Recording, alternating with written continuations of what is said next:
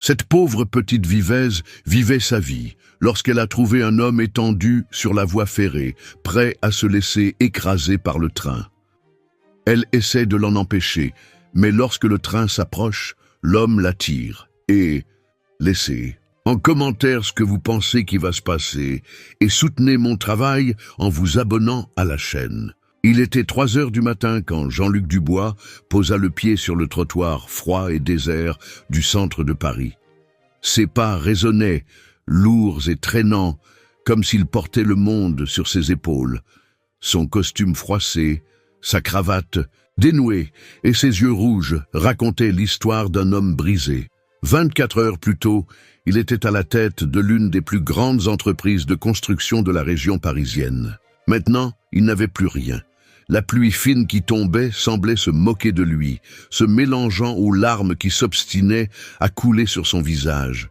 Dans sa tête, les images se répétaient comme un film cruel, les créanciers envahissant son entreprise, les employés licenciés, ses comptes bloqués. Tout ce qu'il avait construit pendant 15 ans s'était effondré en quelques jours. Mais ce n'était pas tout. Le destin semblait déterminé à écraser chaque parcelle de son âme. Sophie, sa fiancée, celle qui avait juré un amour éternel, n'avait pas eu le courage de se présenter à l'église. Un billet froid fut son adieu.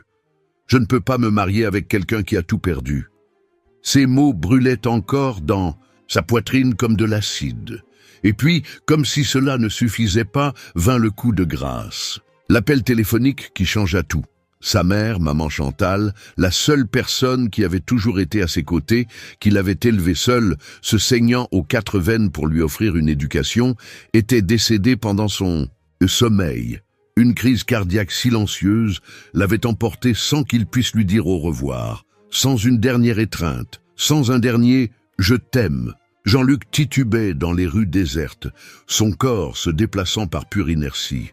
Les vitrines des magasins fermés reflétaient l'image d'un homme qu'il ne reconnaissait plus.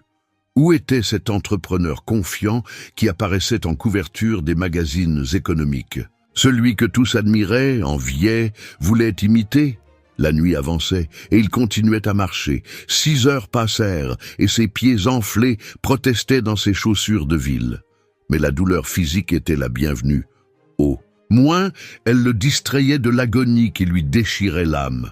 Le soleil commençait à se lever, teignant le ciel d'un rose pâle qu'il ne remarquait même pas. « Pourquoi, maman ?» murmurait-il au vent. « Pourquoi m'avez-vous laissé seul maintenant ?» Les mots sortaient entrecoupés de sanglots. Il se souvint de la façon dont elle disait toujours que Dieu avait un plan, que tout arrivait pour une raison. Quel plan pouvait justifier tant de douleur? Le jour se levait lorsqu'il arriva dans une région éloignée de la ville. Les immeubles imposants avaient fait place à des taudis, des rues défoncées et des terrains vagues. C'est alors que ses yeux captèrent un reflet métallique des rails de train, abandonnés et rouillés, serpentant à travers les hautes herbes. Il s'approcha comme hypnotisé. Les rails semblaient l'appeler, lui offrant une issue à toute cette douleur. Il consulta sa montre. Elle fonctionnait toujours. Une Rolex hors de prix, peut-être la dernière chose de valeur qu'il possédait. 6h30 du matin. Le premier train passerait bientôt. Jean-Luc s'approcha des rails, ses pas désormais décidés. 15 ans de travail acharné, sacrifiant les week-ends, les jours fériés, les relations. Pourquoi faire? Pour voir tout s'écrouler comme un château de sable. Pour être abandonné par celle qui disait l'aimer. Pour perdre la seule personne qui se souciait vraiment de lui. Le sol commença à vibrer légèrement. Au loin, très au loin, le sifflet d'un train déchira le silence du matin. Jean-Luc se coucha sur les rails. Le métal froid contre son dos. Il ferma les yeux. Dans quelques minutes, tout serait fini. Il n'y aurait plus de douleur, plus d'humiliation, plus de solitude. Le bruit du train se faisait plus fort, la vibration plus intense. Jean-Luc gardait les yeux fermés, sa respiration étonnamment calme.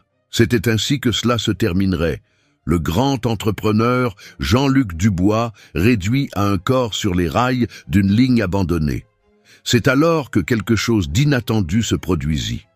Au milieu du son croissant de la locomotive, une Voix enfantine coupa l'air comme un couteau. « Monsieur, monsieur, sortez de là !» De petites mains touchèrent son visage, des mains sales et tremblantes. Jean-Luc ouvrit les yeux et se retrouva face à une vision qui le laissa paralysé. Une fillette, pas plus de 5 ans, le regardait avec des yeux écarquillés de terreur. Ses vêtements étaient vieux et rapiécés, ses cheveux étaient ébouriffés, mais il y avait quelque chose dans son regard, une force, une lumière qu'il ne pouvait pas comprendre. Le train arrivait, le sol tremblait de plus en plus. « S'il vous plaît, monsieur !» La fillette tirait son bras de toutes ses forces. « Vous ne pouvez pas rester là !» Le désespoir dans sa voix était palpable, mais Jean-Luc restait immobile. « Pourquoi vous souciez-vous de ça ?» murmura-t-il, sa voix rauque. « Je ne veux plus vivre. » La fillette n'a pas abandonné. Des larmes coulaient sur son visage sale, tandis qu'elle continuait à essayer de le bouger. Le train était proche maintenant, son sifflet assourdissant. « Tonton !» cria-t-elle, sa voix s'éteignant presque dans le bruit. « Tonton, à l'aide, il va mourir !» Le train s'approchait à une vitesse effrayante, ses rails vibrant avec une intensité qui faisait trembler le sol. La petite fille, désespérée de voir que ses forces ne suffisaient pas à bouger l'homme, criait à plein poumon en appelant à l'aide. Ses yeux gorgés de larmes scrutaient frénétiquement les environs à la recherche de son oncle. Jean-Pierre était à quelques mètres de là, ramassant des matériaux recyclables comme il le faisait tous les matins. En entendant les cris angoissés de sa nièce, il laissa immédiatement ce qu'il était en train de faire et courut en direction des rails. L'homme de 60 ans, maigre et ridé par le soleil et le temps, sentit son cœur s'emballer en voyant la scène. Sa petite Amélie essayant désespérément de sauver un inconnu qui semblait déterminé à mourir. « Mon Dieu !» s'exclama Jean-Pierre, courant aussi vite que ses jambes fatiguées le lui permettaient. Le train était dangereusement proche maintenant, son sifflet résonnant comme un cri de mort. Avec une force qu'il ne savait même pas qu'il avait, il agrippa Jean-Luc par les bras et commença à le tirer. « Laissez-moi !» cria Jean-Luc résistant. « Je veux mourir, je n'ai plus rien !» Ces mots étaient entrecoupés de sanglots de désespoir, mais Jean-Pierre n'a pas abandonné. Avec l'aide d'Amélie, qui tirait la manche du veston de Jean-Luc de toutes ses forces enfantines, il réussit à l'arracher des rails quelques secondes avant le passage du train, le souffle de la locomotive fouettant leur visage avec violence. Les trois tombèrent sur le sol boueux, haletant. Jean-Luc tremblait de la tête aux pieds, son costume cher maintenant complètement ruiné par la saleté. Amélie, toujours en pleurs, se serra contre le cou de son oncle, qui la serra fort dans ses bras, essayant de la calmer. « Pourquoi ne m'avez-vous pas laissé mourir ?»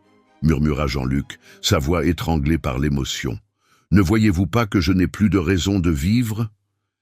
Il regarda ses mains sales de boue, ses doigts encore marqués par l'anneau de fiançailles, qui n'était plus là. Jean-Pierre ajusta Amélie sur ses genoux et regarda fixement Jean-Luc. Ses yeux, malgré son âge, brillaient d'une sagesse que seules les années de lutte et de souffrance peuvent procurer. « Mon garçon, dit-il d'une voix calme, si Dieu a permis que nous soyons ici en ce moment, c'est que ton heure n'est pas encore venue. » Jean-Luc rit amèrement. « Dieu, quel Dieu est-ce qui prend tout à un homme? Mon entreprise, ma fiancée, ma mère, tout est parti en moins d'une semaine. » Les larmes recommencèrent à couler sur son visage. « Vous ne comprenez pas, je ne suis rien sans mon travail, sans ma famille. » C'est alors qu'Amélie, toujours serrée contre son oncle, se tourna vers Jean-Luc. Ses grands yeux expressifs le fixèrent avec une intensité déconcertante. « Monsieur, dit-elle de sa voix enfantine, nous non plus, nous n'avons rien, mais nous avons les uns les autres, et Dieu est bon tout le temps. » Ces mots simples, dits avec la pureté d'un enfant qui n'avait pas d'endroit où vivre, frappèrent Jean-Luc comme un coup de poing dans l'estomac. Il regarda autour de lui, observant vraiment pour la première fois l'environnement où il se trouvait. Le terrain vague était rempli de baraques improvisées, faites de bois, de carton et de toile. Des personnes commençaient à se réveiller, sortant de leurs abris précaires pour une nouvelle journée de lutte. « Viens avec moi, mon garçon, » dit Jean-Pierre, se levant avec Amélie dans ses bras. « Je vais te montrer quelque chose. » Jean-Luc, encore étourdi, suivit le vieux chiffonnier à travers les baraques. Ils arrivèrent à une construction un peu plus grande que les autres, faite de planches de bois usagées et couverte de tôles rouillées rapiécées. « C'est notre foyer », expliqua Jean-Pierre, posant Amélie par terre. La fillette courut à l'intérieur et revint en apportant une tasse ébréchée avec du café. « Tiens, monsieur », offrit-elle, tendant la tasse avec ses petites mains. « Nous n'avons pas grand-chose, mais le café de mémé Suzanne est bon. » Jean-Luc prit la tasse avec des mains tremblantes, regardant le liquide foncé et fumant. Une vieille dame apparut à la porte de la baraque, ses cheveux blancs tirés en un chignon mal fait. C'était Suzanne, la femme de Jean-Pierre, qui s'occupait d'Amélie depuis que ses parents étaient décédés dans un accident. « Assieds-toi. Ici, mon enfant !» appela Suzanne, indiquant un banc improvisé fait avec des caisses. Jean-Luc obéit automatiquement, tenant toujours la tasse de café. L'odeur familière de la boisson lui fit monter les larmes aux yeux. Il se souvint de sa mère, qui disait toujours qu'un café chaud guérissait toute tristesse. « Vous devez vous demander pourquoi nous vous avons amené ici, » dit Jean-Pierre, s'asseyant à ses côtés. « Regardez autour de vous. Voyez toutes ces personnes ? Chacune d'elles a une histoire de perte, de douleur, de désespoir. Mais savez-vous ce qui les maintient en vie ? L'espoir, la foi qu'il y a de l'espoir que demain sera meilleur. » Jean-Luc prit une gorgée de café, sentant le liquide chaud descendre dans sa gorge. Mais comment avoir de l'espoir quand on perd ? « Un tout ?» demanda-t-il, sa voix presque un murmure. « Comment continuer quand il ne reste rien ?» C'est alors qu'Amélie, qui jouait avec une poupée de chiffon usée, s'approcha à nouveau. Sans rien dire, elle prit la main de Jean-Luc et y déposa quelque chose. C'était un petit crucifix en bois taillé à la main, attaché à un cordon usé. « C'était à ma maman », expliqua-t-elle avec simplicité. « Quand je suis triste, il m'aide à me rappeler que je ne suis pas seul. » Jean-Luc regarda le crucifix, sentant son poids insignifiant dans la paume de sa main. Comment un objet aussi simple pouvait-il porter autant de signification ? « Vous savez, mon jeune ami, » continua Jean-Pierre, observant la scène avec des yeux humides, « parfois, il faut tout perdre pour trouver ce qui compte vraiment. Vous avez perdu votre entreprise, votre argent, mais vous avez encore quelque chose que personne ne peut vous enlever. Votre expérience, votre capacité à recommencer. » Suzanne s'approcha, apportant une assiette avec du pain rassis, mais encore comestible. « Mange un peu, mon enfant, on ne réfléchit pas bien le ventre vide. » Jean-Luc accepta le pain, réalisant pour la première fois qu'il n'avait pas mangé depuis plus de 24 heures. « Mais les dettes, » commença-t-il mâchant lentement, « les créanciers vont me poursuivre pour le reste de ma vie. Comment puis-je recommencer comme ça ?» Jean-Pierre posa sa main sur son épaule, un geste paternel qui fit à nouveau penser Jean-Luc à sa mère. « Il y a un chemin, » dit le vieil homme avec fermeté. « Vous devez déposer le bilan, accepter votre chute et recommencer. Mais cette fois, en construisant quelque chose qu'aucun argent ne pourra détruire. » Jean-Luc fronça les sourcils, confus. « Comment ça ?» Avant que Jean-Pierre ne puisse répondre, un cri coupa l'air. « Jean-Pierre, Jean-Pierre, les hommes de la mairie sont arrivés !» C'était l'un des habitants de la communauté, courant entre les baraques avec une expression de panique. « Ils vont tout démolir, ils ont amené les machines !» Le chaos s'installa instantanément. Les gens commencèrent à courir dans toutes les directions, essayant de sauver le peu qu'ils avaient. Suzanne serra Amélie contre elle, tandis que Jean-Pierre se levait difficilement. Au loin, le bruit des tracteurs s'approchant faisait à nouveau trembler le sol. « Il faut partir d'ici !» cria Suzanne, mais Jean-Pierre resta immobile, regardant sa baraque, sa maison des 15 dernières années. « Où allons-nous aller ?» murmura-t-il, et pour la première fois, Jean-Luc vit la peur dans les yeux du vieil homme sage. Le bruit des machines se rapprochait de plus en plus, faisant trembler le sol sous leurs pieds. Suzanne serrait Amélie contre sa poitrine, tandis que la fillette pleurait agrippée à sa poupée de chiffon. Jean-Pierre, paralysé devant sa baraque, semblait avoir vieilli de 10 ans en quelques minutes. Autour d'eux, le chaos s'installait. Des gens courant, des enfants pleurant, des affaires jetées à la hâte dans des sacs plastiques et des caddies de supermarché. Jean-Luc observait tout avec un nœud dans la gorge.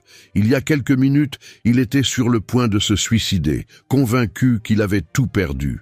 Maintenant, devant le désespoir de ces personnes qui n'avaient vraiment rien, sa douleur semblait petite, presque égoïste. Le premier tracteur apparut au coin de la rue, sa couleur jaune brillant menaçant sous le soleil du matin. Derrière lui, une file de policiers et d'employés de la mairie avançait en formation. Un homme avec un gilet officiel leva un mégaphone. « Attention, ceci est un domaine public. Vous avez 15 minutes pour retirer vos affaires. La démolition commencera ensuite. » 15 minutes, murmura Suzanne, les larmes coulant sur son visage ridé.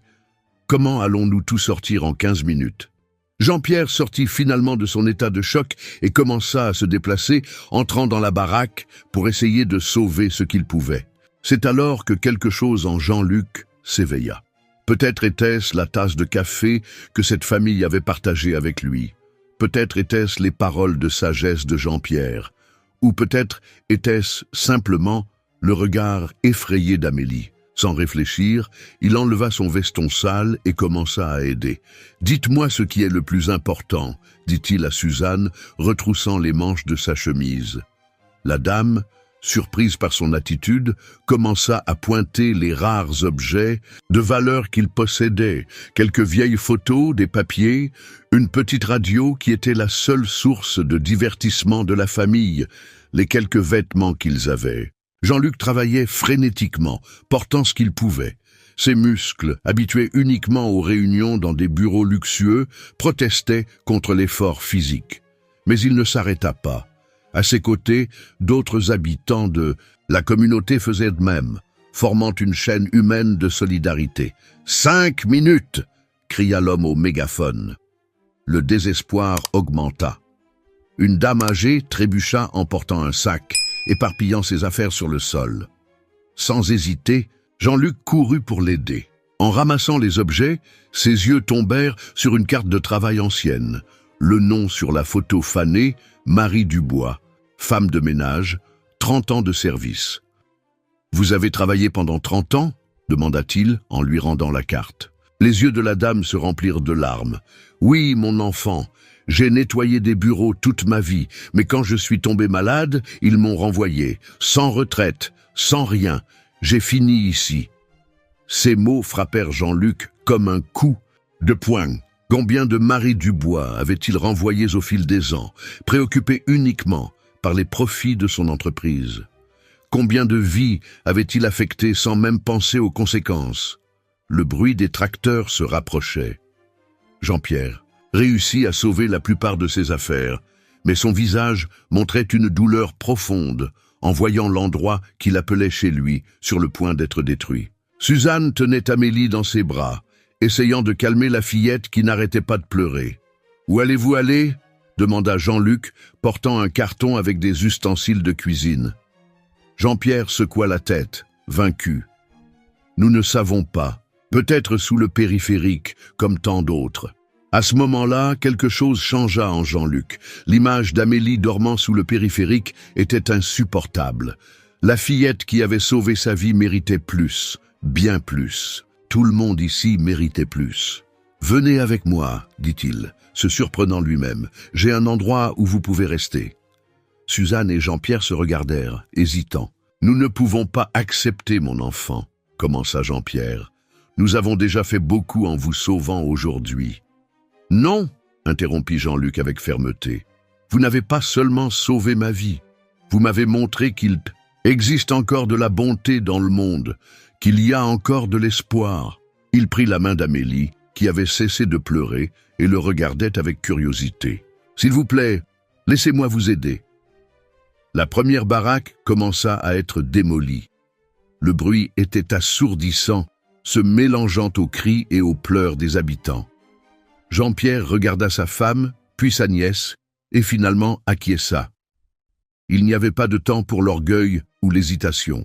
Jean-Luc conduisit la famille à travers les décombres, portant ce qu'ils pouvaient dans leurs mains. Ils marchèrent pendant près d'1 heure, traversant la ville qui commençait à se réveiller. Des gens pressés passaient à côté d'eux, sans regarder, ignorant ce groupe étrange. Un homme en costume sale, portant des cartons, un couple de personnes âgées et une enfant avec une poupée de chiffon. Finalement, ils arrivèrent à un petit appartement dans le centre de la ville. C'était un endroit modeste que Jean-Luc gardait comme investissement et n'avait jamais utilisé. En montant les escaliers du vieil immeuble, il essayait de ne pas penser que c'était probablement le dernier bien qu'il possédait encore. « Ce n'est pas grand-chose, » dit-il en ouvrant la porte, « mais c'est sûr et propre. Vous pouvez rester ici jusqu'à ce que vous trouviez quelque chose de mieux. » L'appartement était petit, avec 2 chambres, un salon et une cuisine. Les meubles étaient basiques, mais en bon état. Amélie courut à l'intérieur, ses yeux brillants en voyant un endroit si différent de tout ce qu'elle connaissait. Suzanne pleurait silencieusement, touchant les murs comme si elle ne croyait pas qu'il était réel. Jean-Pierre resta sur le pas de la porte, son expression sérieuse. « Pourquoi faites-vous ça ?» demanda-t-il. « Hier, vous étiez un homme riche. Aujourd'hui, vous avez tout perdu. Et pourtant, vous nous aidez ?» Jean-Luc sourit tristement. « Peut-être avais-je besoin de tout perdre pour comprendre ce qui compte vraiment. » Mais la réalité ne tarda pas à frapper à la porte. Alors qu'il aidait la famille à s'installer, le téléphone portable de Jean-Luc sonna. C'était son avocat, avec des nouvelles peu encourageantes. Les créanciers intentaient des actions en justice, ses comptes restèrent bloqués et la situation était plus grave qu'il ne l'imaginait. « Je dois y aller, dit-il après avoir raccroché. J'ai des choses à régler. » Amélie courut vers lui et le serra dans ses bras, le prenant par surprise. « Tu vas revenir, hein ?» demanda-t-elle avec ses grands yeux inquiets.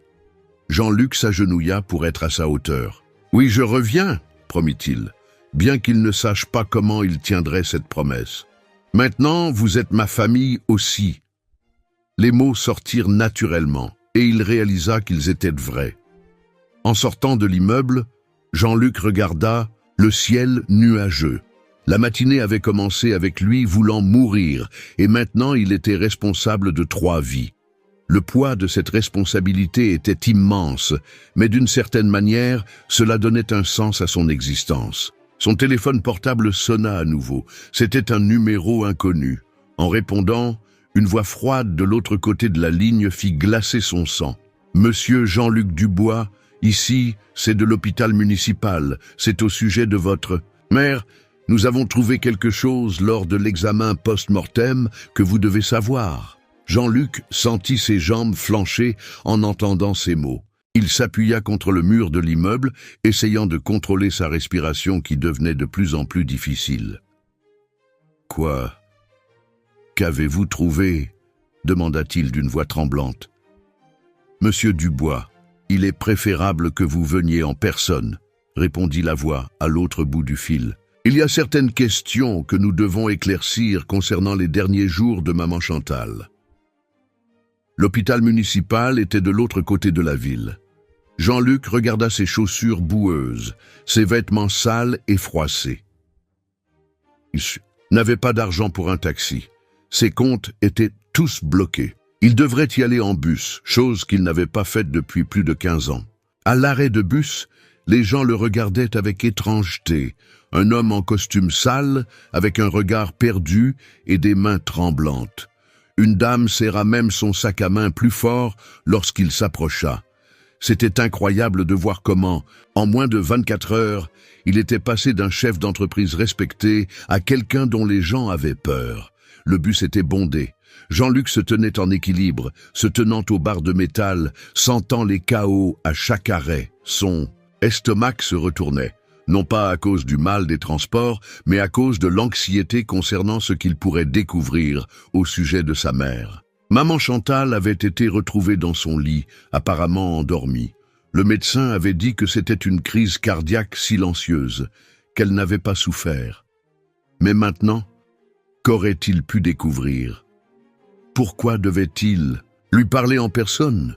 En arrivant à l'hôpital, il fut reçu par une médecin d'âge moyen, le docteur Élise Martin. Son visage avait une expression grave qui fit encore plus serrer le cœur de Jean-Luc. Elle le conduisit à son bureau, fermant soigneusement la porte derrière elle. Monsieur Dubois, commença-t-elle, ajustant ses lunettes, lors de l'examen post-mortem, nous avons trouvé quelque chose de préoccupant dans l'organisme de votre mère. Il y avait une concentration anormale d'une substance qui, à des doses élevées, peut provoquer un arrêt cardiaque. Jean-Luc sentit le monde tourner. « Qu'est-ce que vous êtes en train de dire ?» demanda-t-il, bien qu'il connaisse déjà la réponse. Le médecin prit une profonde inspiration avant de continuer. « Votre mère prenait un médicament pour l'hypertension. C'est un médicament courant, mais la quantité trouvée dans son organisme était bien supérieure à la normale. Quelqu'un administrait des doses excessives du médicament. » Les mots frappèrent Jean-Luc comme un coup physique. Sa mère vivait seule, mais elle avait une auxiliaire de vie qui passait la journée avec elle. Rosa, une femme qui travaillait pour la famille depuis 5 ans, et que Jean-Luc payait très bien pour prendre soin de sa mère pendant qu'il se consacrait à l'entreprise. « Où est Rosa ?» demanda-t-il, se levant brusquement. « Elle aurait dû être avec ma mère ce jour-là. » Le docteur Martin secoua la tête.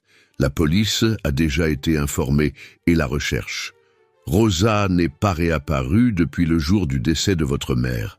Jean-Luc chancela jusqu'à la chaise la plus proche, se laissant tomber lourdement. Son esprit tourbillonnait avec 1000 pensées en même temps. Rosa, la femme en qui il avait confiance, en qui sa mère avait confiance.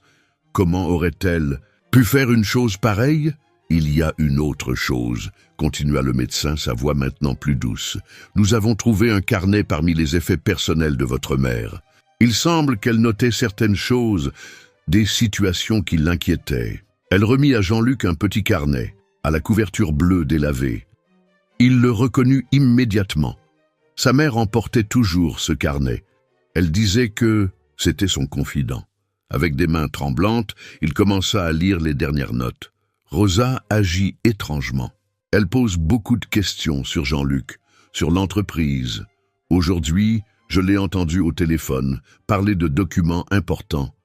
Mon fils a tellement confiance en elle. Je ne peux pas lui dire mes soupçons pour ne pas l'inquiéter. Les mots de sa mère, écrits d'une écriture tremblante, lui faisaient mal au cœur. Elle avait perçu que quelque chose n'allait pas, mais elle n'avait pas voulu l'inquiéter, toujours en pensant à lui en premier, jusqu'à la fin. « Il y a plus », dit le médecin, pointant les dernières pages. Jean-Luc continua à lire, chaque mot augmentant son angoisse. « J'ai trouvé Rosa fouillant dans le bureau de Jean-Luc. Elle ne m'a pas vu, mais elle photographiait des documents avec son téléphone portable. Mon Dieu, est-ce qu'elle complote? Ou quelque chose contre mon fils? Je dois l'avertir, mais il est tellement occupé avec son mariage. » Les dernières notes dataient de 2 jours avant sa mort. « J'ai enfin des preuves. J'ai vu Rosa envoyer les documents de Jean-Luc à quelqu'un. Demain, je vais tout lui dire. Je ne peux pas laisser qu'il fasse du mal à mon fils. » Jean-Luc ferma le carnet avec force, des larmes coulant sur son visage. Sa mère avait été tuée parce qu'elle avait découvert quelque chose. Quelque chose lié à la faillite de son entreprise. Quelque chose que Rosa faisait. Elle était morte en essayant de le protéger. « Nous avons besoin de votre autorisation pour communiquer toutes ces informations à la police, » dit le docteur Martin, en lui tendant des formulaires. Jean-Luc signa mécaniquement, son esprit loin de là. En sortant de l'hôpital, il erra sans but dans les rues.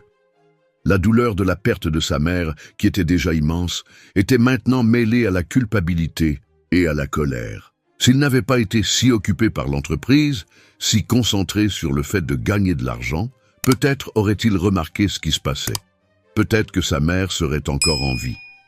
Son téléphone sonna à nouveau. C'était son avocat.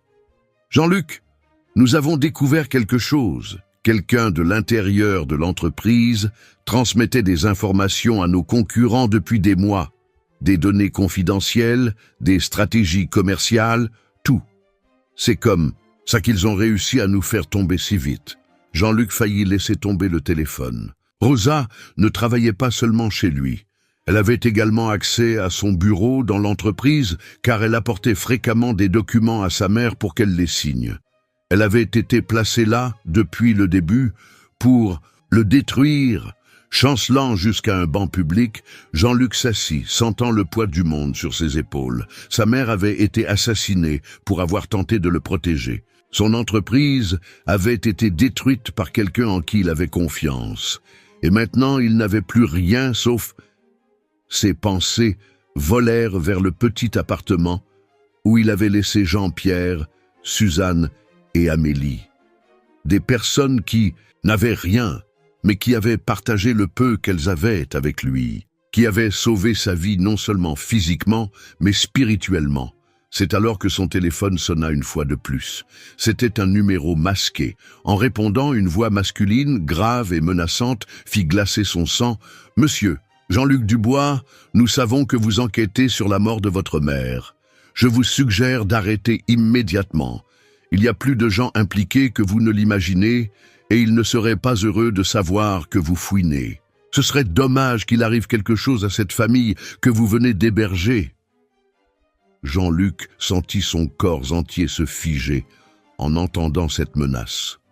La voix à l'autre bout du fil continuait, chaque mot comme une lame acérée. Ce serait vraiment tragique si cette adorable petite fille et ses oncles et tantes devaient payer pour vos erreurs, n'est-ce pas? Avec les mains tremblantes, Jean-Luc raccrocha le téléphone et commença à courir en direction de l'appartement. Son cœur battait la chamade, ses jambes lui faisaient mal à cause de l'effort. Mais il ne s'arrêta pas. Les rues semblaient interminables, chaque feu rouge une torture. Comment savait-il pour Amélie et sa famille? Qui étaient ces gens? En arrivant à l'immeuble, il monta les marches deux par deux, faillissant trébucher dans sa hâte. Il frappa à la porte avec force, criant « Jean-Pierre, Suzanne, ouvrez s'il vous plaît !» Les secondes qu'il fallut à quelqu'un pour répondre lui parurent une éternité.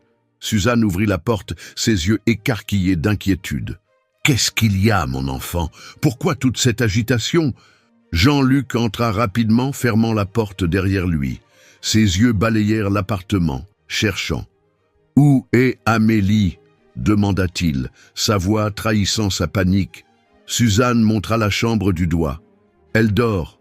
La journée a été très fatigante pour elle. » Jean-Pierre, qui était assis dans le petit salon, se leva en remarquant l'affliction de Jean-Luc. « Il s'est passé quelque chose, n'est-ce pas ?»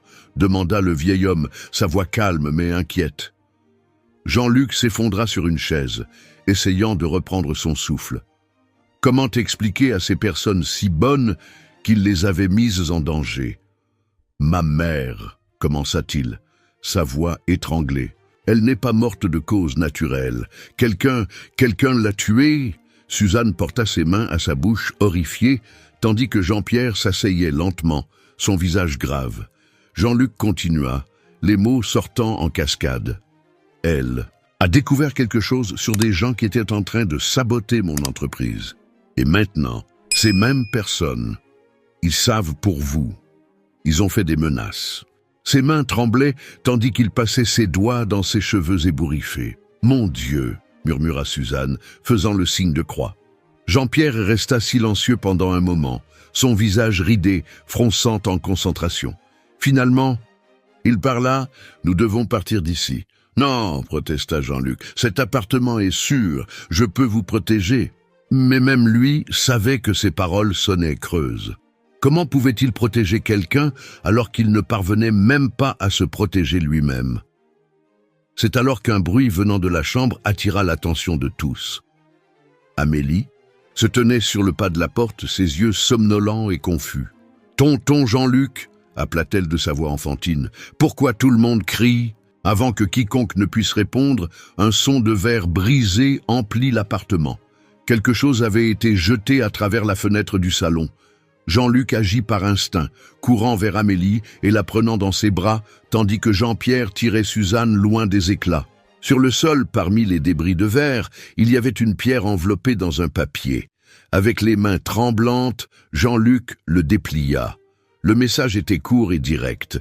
Dernier avertissement. Arrêtez maintenant ou il meurt.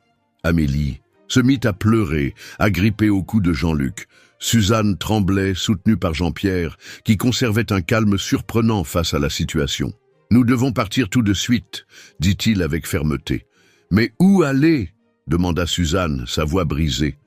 Nous avons perdu notre baraque aujourd'hui. Nous n'avons plus rien. Jean-Luc regarda la famille qui avait sauvé sa vie, sentant son cœur se serrer. À cause de lui, ils avaient perdu le peu qu'ils avaient 2 fois dans la même journée. « Je connais un endroit », dit-il finalement. « Ma mère avait une petite maison à la campagne, à quelques heures d'ici. Personne ne le sait, pas même mes avocats. C'était notre refuge quand j'étais enfant. » Jean-Pierre acquiesça, comprenant la gravité de la situation. « Combien de temps pour y arriver ?»« Environ 4 heures de route, » répondit Jean-Luc. « Mais je n'ai pas d'argent pour un taxi et ma voiture a été saisie par les créanciers. » C'est alors que Suzanne se leva, déterminée. Elle alla vers un petit coffre qu'ils avaient apporté de la baraque et en sortit une boîte en métal. À l'intérieur, il y avait quelques billets froissés.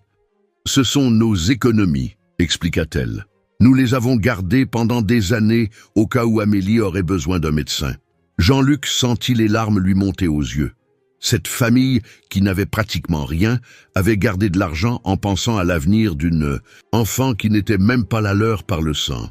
Et maintenant, ils étaient prêts à utiliser ces économies pour l'aider.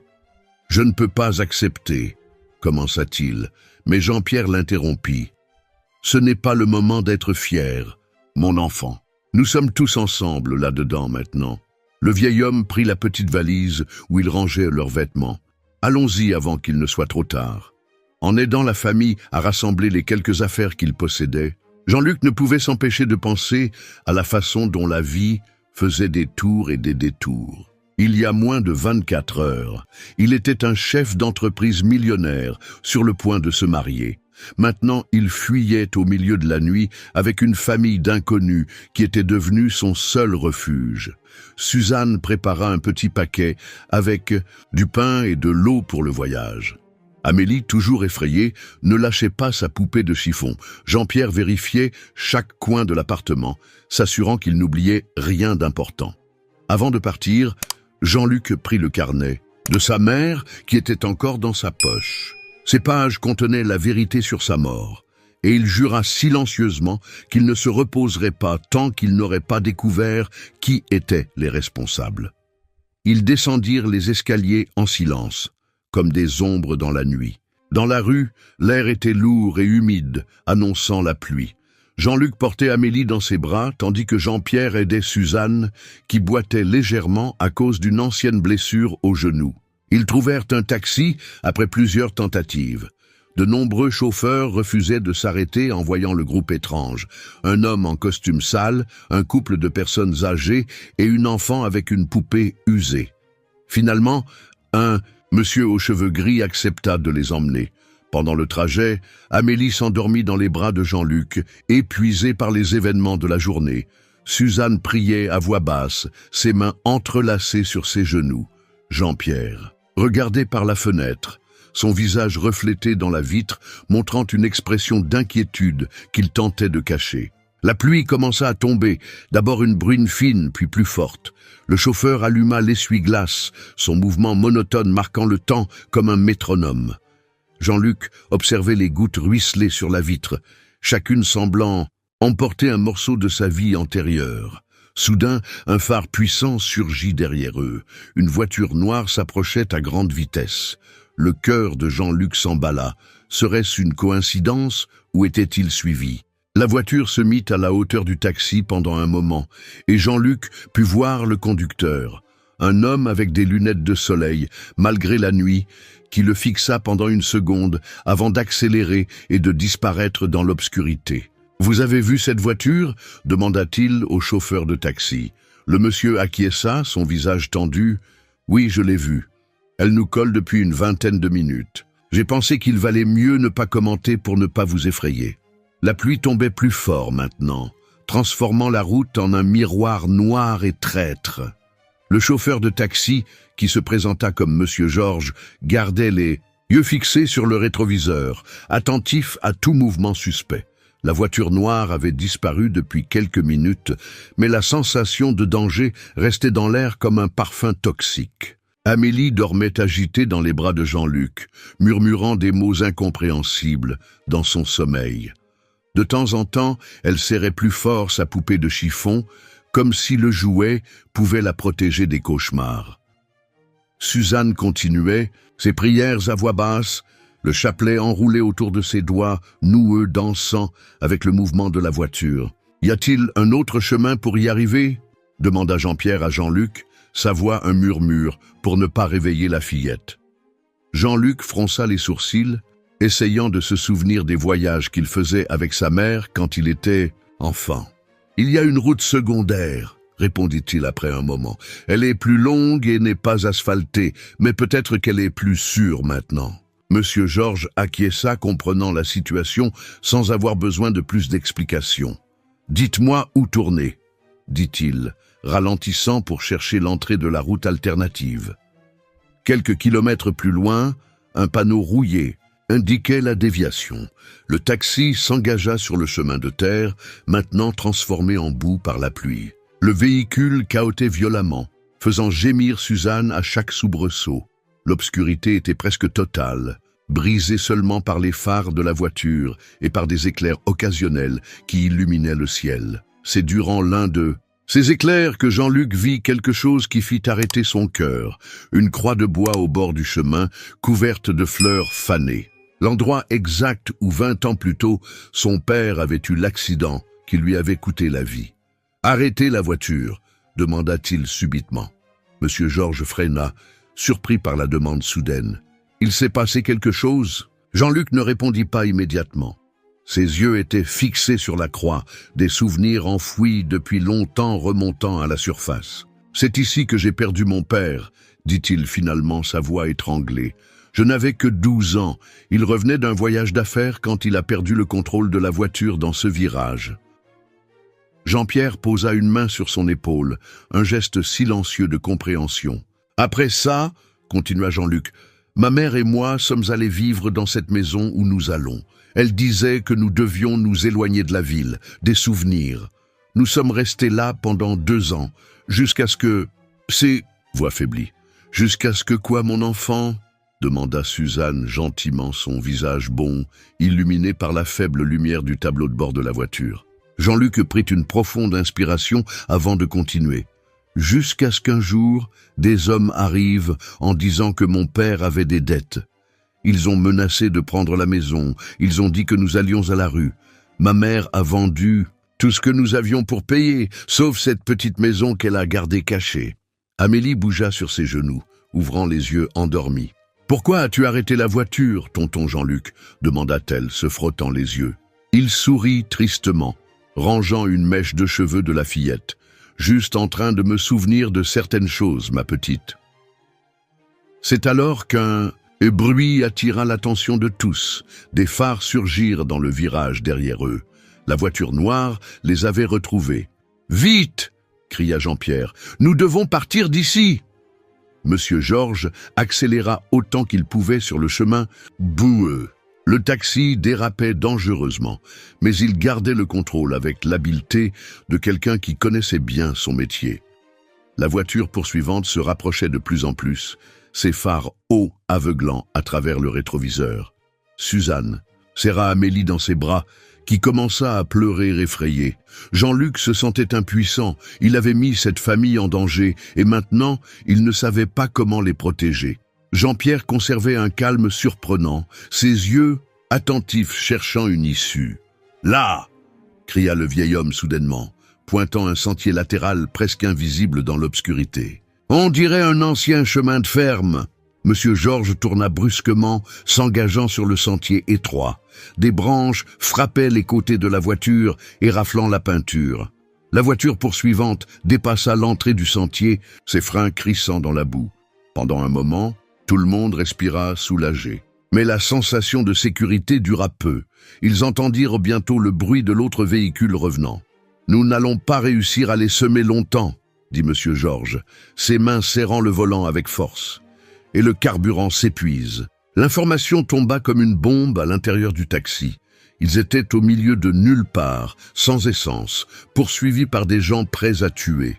C'est alors que Jean-Pierre pointa une construction abandonnée à moitié cachée entre les arbres. « Là, nous pouvons nous cacher jusqu'à ce qu'il passe. » Monsieur Georges guida la voiture jusqu'à là, éteignant le moteur et les phares. C'était une ancienne maison de colons, avec des murs en pisé et un toit partiellement détruit. Tout le monde sortit de la voiture en silence, se protégeant de la pluie comme il pouvait. Amélie se tenait à la jambe de Jean-Luc, tremblant de peur et de froid. Suzanne serrait son chapelet si fort que les jointures de ses doigts étaient blanches. Ils entrèrent dans la maison abandonnée, le sol en terre battue, grinçant sous leurs pieds. L'endroit sentait la moisissure et l'abandon, mais il valait mieux que de rester exposé sur le chemin. Monsieur Georges resta près de la fenêtre, surveillant. « Nous avons besoin d'un plan, » murmura Jean-Pierre. « Nous ne pouvons pas rester ici pour toujours. » Jean-Luc acquiesça, son esprit travaillant frénétiquement. La maison de sa mère était encore à au moins 2 heures de distance, et il n'avait aucun moyen d'y arriver. C'est alors qu'Amélie, qui était recroquevillée dans un coin avec sa poupée, appela doucement. « Tonton Jean-Luc, il y a quelqu'un? Dehors !» Tout le monde se figea. À travers les fissures dans les murs, il pouvait voir des faisceaux de lumière de lampes de poche percer l'obscurité. Les poursuivants étaient proches. Monsieur Georges s'éloigna de la fenêtre lentement. « Il y a une porte de derrière, » murmura-t-il. « Mais ça ne servira à rien de fuir. Ils doivent avoir encerclé la maison. » Suzanne commença à pleurer silencieusement, serrant Amélie contre sa poitrine. Jean-Luc regarda cette famille qui avait sauvé sa vie, maintenant en danger à cause de lui. Il prit une décision difficile. « Je vais sortir et les affronter. Pendant qu'ils seront concentrés sur moi, vous fuirez par la porte de derrière. »« Non !» protesta Amélie, courant pour le serrer dans ses bras. « Ne nous laisse pas, tonton Jean-Luc !» Jean-Pierre secoua également la tête. « Nous n'allons pas t'abandonner, mon enfant. Nous sommes ensemble là-dedans. » Les lumières des lampes de poche se rapprochaient de plus en plus. Des pas pouvaient être entendus sur le gravier mouillé autour de la maison. Le moment de vérité approchait. C'est alors qu'un bruit différent coupa la nuit, des sirènes de police au loin. « Comment ?» murmura Jean-Luc, confus. Suzanne sourit, révélant « Pendant que tu dormais dans la voiture, j'ai demandé à Monsieur Georges de prévenir la police. Il a un radiocommunicateur caché. » Le vieux chauffeur de taxi cligna des yeux, confirmant « J'ai transmis notre position à la centrale dès que j'ai réalisé que nous étions suivis. » Ils suivent le signal de la radio. Les sirènes se rapprochaient rapidement. Les faisceaux de lumière des lampes de poche commencèrent à se déplacer de manière erratique. Les poursuivants avaient également entendu l'approche de la police. Mais avant qu'ils ne puissent se sentir en sécurité, la porte d'entrée de la maison explosa vers l'intérieur. La porte explosa dans une pluie d'éclats de bois pourris et 2 silhouettes cagoulées envahirent la maison abandonnée. Jean-Luc agit par instinct, poussant Amélie et Suzanne derrière une vieille bibliothèque. Jean-Pierre se plaça devant tout le monde, sa silhouette maigre et âgée étonnamment ferme face au danger. « Où est le carnet ?» exigea l'un des hommes, sa voix rauque et menaçante résonnant sur les murs humides. L'autre pointait une lampe de poche directement sur le visage de Jean-Luc, l'aveuglant momentanément. « Quel carnet ?» répondit Jean-Luc, essayant de gagner du temps. Les sirènes de la police étaient plus proches, mais pas encore assez. L'homme de la lampe de poche fit un pas en avant, révélant un visage marqué par une cicatrice qui coupait son sourcil droit. « Ne fais pas l'idiot, grogna-t-il. Le carnet de ta mère. Nous savons qu'il est avec toi. » Son compagnon commença à fouiller l'endroit, renversant les quelques meubles vieux qui restaient. Amélie sanglotait doucement derrière la bibliothèque, tandis que Suzanne la serrait dans ses bras, essayant d'étouffer le son. Monsieur Georges avait disparu dans l'ombre. Jean-Luc ne pouvait qu'espérer que le chauffeur de taxi avait réussi à s'échapper pour aller chercher de l'aide. « Pourquoi tant d'inquiétude pour un vieux carnet ?» demanda Jean-Pierre, sa voix calme mais ferme. « Quel secret si important peut-il y avoir dans les notes d'une dame âgée ?» L'homme à la cicatrice rit, un son froid et sans humour. « Le vieil homme veut connaître les secrets, c'est ça? Pourquoi ne lui racontes-tu pas, Jean-Luc? Pourquoi? N'expliques-tu pas comment ta mère a découvert tout le manège ?» Jean-Luc sentit son sang se glacer. Comment savait-il? Le carnet était encore dans sa poche, pesant comme du plomb contre sa poitrine. Dedans, Sa mère avait enregistré non seulement les activités suspectes de Rosa, mais aussi des noms, des dates, des détails qui pourraient incriminer des personnes puissantes. « Vous avez trouvé quelque chose ?» cria une voix venant de l'extérieur de la maison. Une voix que Jean-Luc reconnut immédiatement. C'était Renaud Mercier, son ex-associé, l'homme qu'il considérait comme son meilleur ami jusqu'à il y a quelques semaines. Renaud entra dans la maison, son costume cher totalement trempé par la pluie. Son visage, que Jean-Luc avait vu si souvent sourire lors de réunions et de dîners d'affaires, était maintenant tordu dans un masque de cruauté. « Tiens, dit Renaud, secouant la tête avec un faux regret. « Comment est tombé le puissant Jean-Luc Dubois?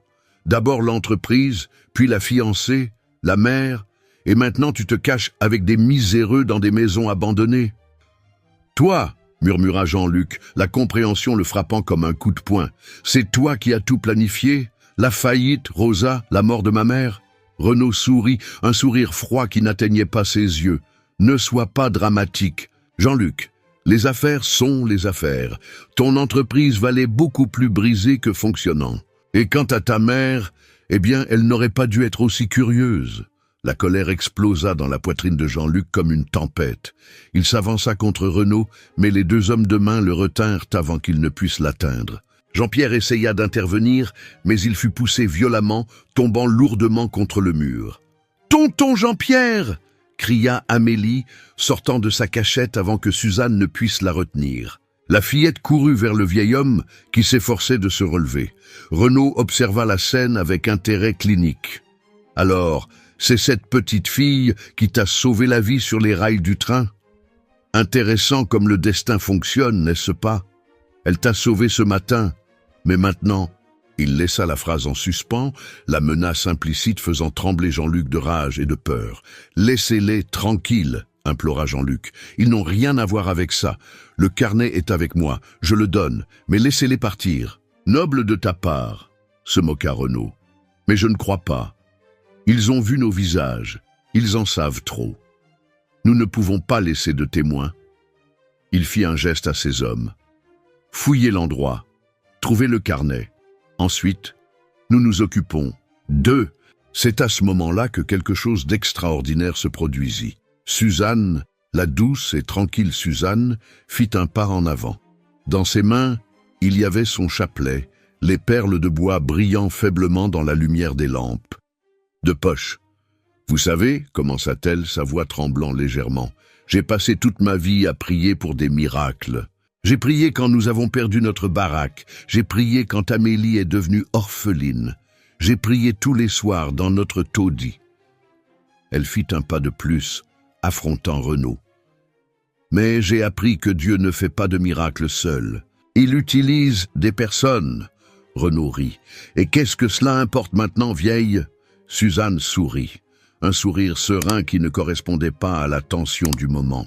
« Cela importe parce que pendant que vous êtes ici, à vous croire, si malin, vous n'avez pas remarqué que mon mari a réussi à allumer le radiocommunicateur du taxi. » Le sourire de Renaud se figea. C'est alors que tout le monde entendit, non seulement les sirènes, qui étaient maintenant très proches, mais aussi des voix et des pas encerclant la maison. Des lumières puissantes jaillirent à travers les fenêtres, illuminant l'intérieur, comme si c'était le jour. « Police !» tonna une voix de l'extérieur. « La maison est encerclée, sortez les mains en l'air. » Renaud pâlit, son visage perdant toute l'arrogance antérieure. Les deux hommes de main tentèrent de courir, mais il n'y avait nulle part où aller. La maison était complètement encerclée. Renaud sortit une arme, la pointant frénétiquement sur tout le monde dans la pièce. « Personne ne bouge !» cria-t-il, le désespoir évident dans sa voix. C'est alors qu'Amélie, toujours agenouillée à côté de Jean-Pierre, laissa tomber sa poupée de chiffon. Le petit jouet roula jusqu'à s'arrêter aux pieds de Renaud. Il baissa les yeux pendant une seconde, distrait par le mouvement soudain. Ce fut tout ce dont Jean-Luc eut besoin.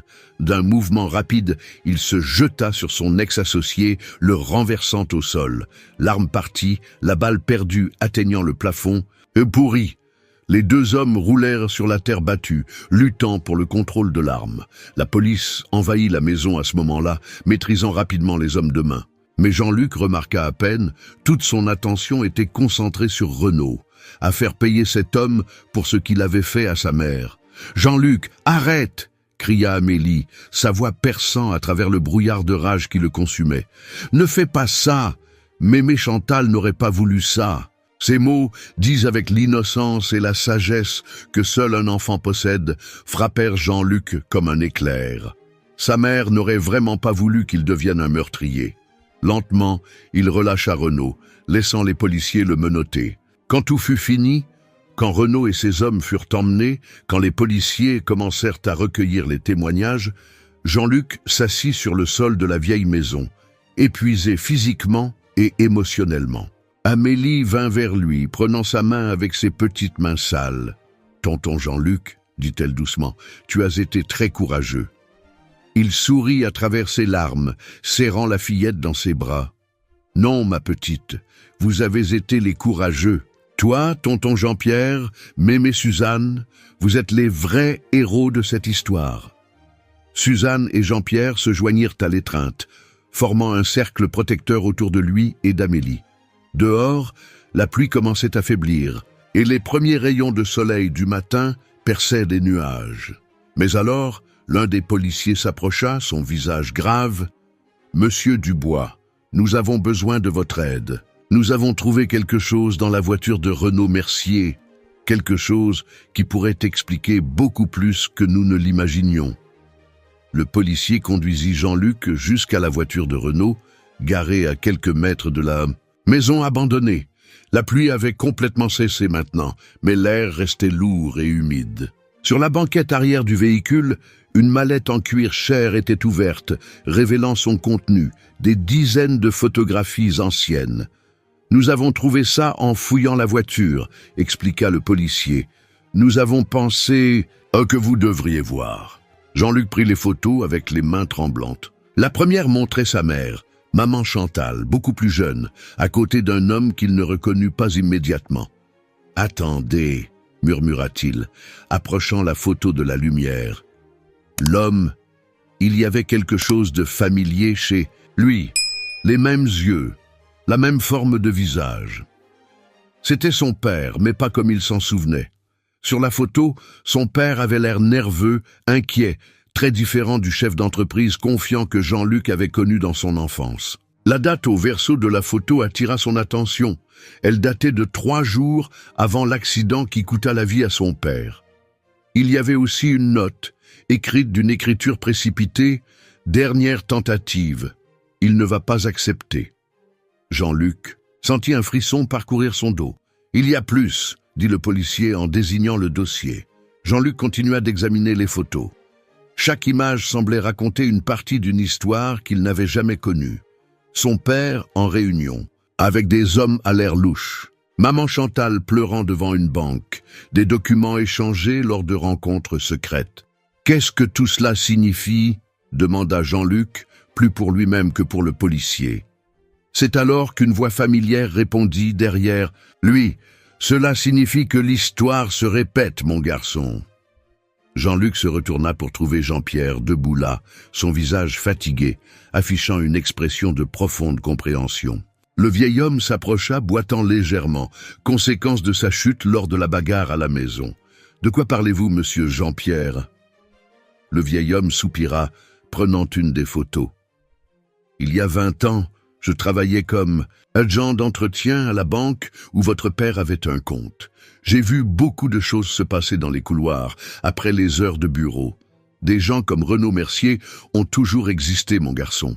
Toujours prêts à détruire les autres pour de l'argent. » Jean-Luc sentit ses jambes fléchir. Il s'assit sur le bord de la voiture, essayant de tout assimiler. « Vous voulez dire que l'accident de mon père, ce n'était pas un accident ?» compléta Jean-Pierre doucement. « Votre père a découvert un système de corruption à la banque. Ils ont essayé de l'acheter, mais il a refusé de participer. Alors, eh bien... » Il n'eut pas besoin de terminer la phrase. « Pourquoi ne me l'avez-vous jamais dit ?» demanda Jean-Luc, la voix étranglée. Jean-Pierre sourit tristement. « Parce que jusqu'à aujourd'hui, je n'étais pas sûr que c'était vous Quand je vous ai vu sur les voies ferrées ce matin, j'ai pensé que votre visage m'était familier, mais ce n'est que maintenant, en voyant ces photos, que j'en ai eu la certitude. » Amélie s'approcha, tenant Amélie par la main. La fillette portait sa poupée de chiffon, maintenant encore plus sale après les événements de la nuit. « Tonton Jean-Luc est triste ?» demanda-t-elle, ses grands yeux montrant de l'inquiétude. Il essaya de sourire, mais les larmes le trahirent. « Un peu, ma puce.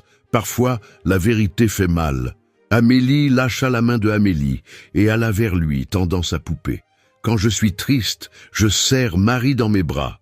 Elle me fait toujours me sentir mieux. » Jean-Luc prit la poupée avec précaution, remarquant pour la première fois les détails du jouet.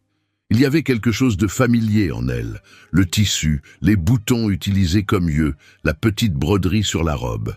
« Cette poupée !» murmura-t-il, l'examinant de plus près. « Où l'as-tu eue » Amélie haussa les épaules. « Je l'ai toujours eue. Tante Amélie a dit qu'elle appartenait à ma mère. » Amélie intervint, sa voix douce. « Quand Amélie est arrivée chez nous, cette poupée était la seule chose qu'elle avait. Nous n'avons jamais su grand-chose sur ses parents. L'accident s'est produit quand elle était très petite. » Jean-Luc l'entendait à peine. Ses yeux étaient fixés sur la petite broderie sur la robe de la poupée. Les initiales MC, en fil rouge, presque effacées par le temps. Les mêmes initiales que sa mère avait l'habitude de broder sur toutes les coutures qu'elle faisait. « Ce n'est pas possible », murmura-t-il, regardant Jean-Pierre. Le vieil homme acquiesça lentement, comprenant. « Votre mère faisait de la couture pour arrondir les fins de mois, n'est-ce pas, après la mort de votre père ?» « Oui, » répondit Jean-Luc, sa voix ayant du mal à sortir. « Elle fabriquait des poupées. Elle les vendait dans une boutique du centre. » Ses mains tremblaient en retournant la poupée, trouvant un autre détail qui confirmait ses soupçons. Un petit patch sur le bras, fait avec le même tissu qu'une des chemises de son père. Amélie observait la scène avec curiosité. « Qu'est-ce ? Un qu'il y a, tonton Jean-Luc ? Pourquoi tu regardes autant Marie ?» Il ne put pas répondre. Les coïncidences étaient trop impossibles. La poupée fabriquée par sa mère, Jean-Pierre travaillant à la banque, l'accident de ses parents. C'est alors qu'un des policiers s'approcha en courant, tenant un papier. « Monsieur, nous avons trouvé quelque chose dans les documents de Renaud. C'est à propos de la fillette. » Il s'arrêta, regardant Amélie avec hésitation. « Qu'est-ce qu'elle a ?» demanda Amélie, serrant la petite contre elle. Protectrice. Le policier remit le papier à Jean-Luc. C'était un acte de naissance, ancien, jauni par le temps. Le nom de la mère de Amélie fit arrêter son cœur, Maria Clara Santos. Maria Clara, murmura-t-il, les larmes coulant maintenant librement sur son visage. La secrétaire de mon père.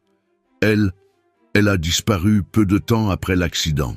Maman disait toujours qu'ils étaient proches, que papa l'aidait. Tonton Jean-Luc, appela Amélie, sa voix petite et confuse. Pourquoi tu pleures? Il s'agenouilla devant la fillette, touchant son visage avec des mains tremblantes. Comment n'avait-il pas remarqué avant? Les mêmes yeux, le même sourire. Amélie, commença-t-il, sa voix tremblant d'émotion. Je crois que j'ai découvert pourquoi tu es apparue pour me sauver ce matin. Ton père, mon père, il... Avant qu'il ne puisse terminer, un autre policier surgit en courant. Nous avons un problème. Renaud Mercier a réussi à se libérer. Pendant le transport, il s'est enfui et il a emporté ça avec lui. Le policier tendit un papier froissé. C'était une page du cahier de maman Chantal. Sur le papier, avec l'écriture tremblante de sa mère, il était écrit « Enfin, j'en suis sûr. Amélie est ma petite fille. Je dois le dire à Jean-Luc avant qu'il ne soit trop tard. » Le silence qui suivit la révélation fut assourdissant. Jean-Luc regardait Amélie comme s'il la voyait pour la première fois, percevant dans chaque trait de son petit visage les ressemblances avec son père. La fillette, quant à elle, semblait confuse par toute la situation, s'accrochant à la jupe d'Amélie, tout en observant les adultes avec des yeux appréhensifs. « Petite fille » murmura Amélie, sa voix tremblante. « Notre Amélie est... » Elle ne parvint pas à terminer la phrase, les larmes commençant à couler sur son visage ridé. Jean-Pierre embrassa sa femme, son propre visage affichant un mélange complexe d'émotions. « Comment n'avons-nous pas remarqué avant ?» continua Amélie entre deux sanglots, « toutes ces années à prendre soin d'elle, et nous n'avons jamais imaginé… » Jean-Luc s'approcha du couple, son cœur brisé de voir la douleur sur leur visage. « Vous n'avez pas seulement pris soin d'elle, » dit-il doucement. « Vous l'avez sauvée. Vous lui avez donné de l'amour, de l'affection, de la protection.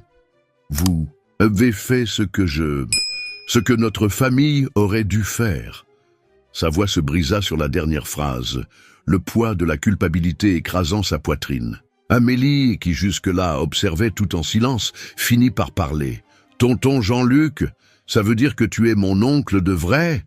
Sa voix enfantine portait un mélange de curiosité et de peur, comme si elle craignait la réponse. Jean-Luc s'agenouilla devant elle, essayant de trouver les mots justes. « En fait, ma puce, je suis ton oncle aîné, ton père. Il était mon père aussi. » Il hésita, voyant la confusion dans les yeux de la fillette. « Mais cela ne change rien. Tonton, Jean-Pierre et tante Amélie sont tes parents de cœur, comme ils l'ont toujours été. » « Alors maintenant, j'ai deux familles ?» demanda Amélie, un petit sourire commençant à se former sur ses lèvres. L'innocence de sa question fit sourire tous les adultes à travers leurs larmes. « Oui, mon amour, » répondit Amélie, serrant la fillette dans ses bras. « Maintenant, tu as encore plus de personnes pour t'aimer. » Jean-Pierre se joignit à l'étreinte, et pendant un moment, Jean-Luc se sentit comme un intrus observant cette démonstration d'affection familiale. Mais, alors, Amélie tendit la main vers lui, l'invitant à se joindre à l'étreinte. « Viens, tonton Jean-Luc, la famille reste ensemble, n'est-ce pas ?» Il ne parvint pas à retenir ses larmes en se joignant à l'étreinte collective. Le moment fut interrompu par un des policiers. « Désolé d'interrompre, mais nous devons agir. Vite, Renaud Mercier connaît le contenu de cette page du cahier. Il sait que la fillette est la petite-fille de l'homme qui l'a aidé à tuer. Nous ne pouvons pas prendre de risques. » La réalité de la situation frappa Jean-Luc comme un coup de poing. Renaud n'avait plus rien à perdre. Ses actions criminelles avaient été exposées. Sa liberté était compromise.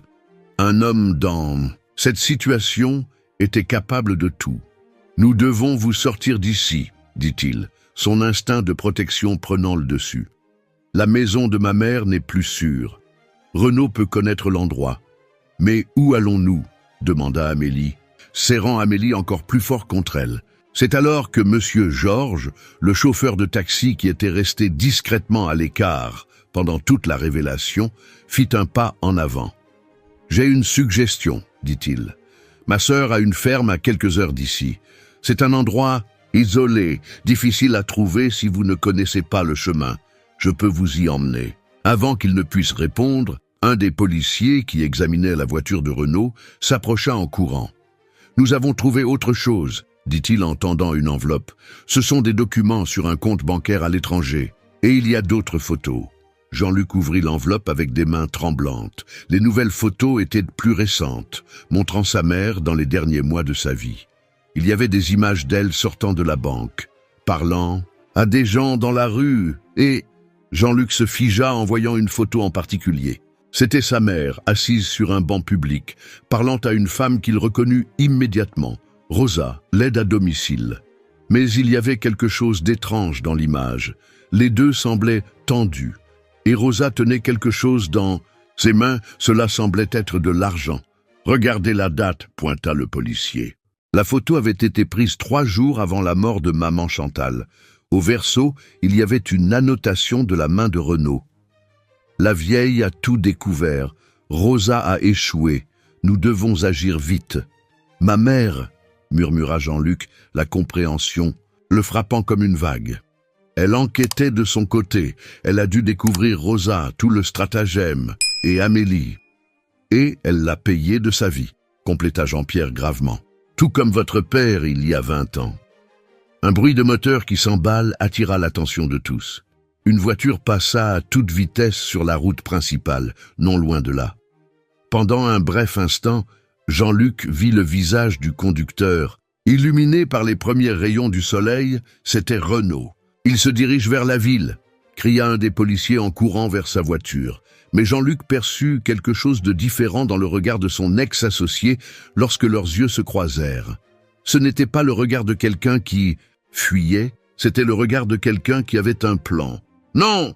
dit-il, sentant son sang se glacer. « Il nous distrait. La maison de ma mère, il va y aller en premier. » La panique dans sa voix fit bouger tout le monde immédiatement. « Nous devons partir d'ici, maintenant !»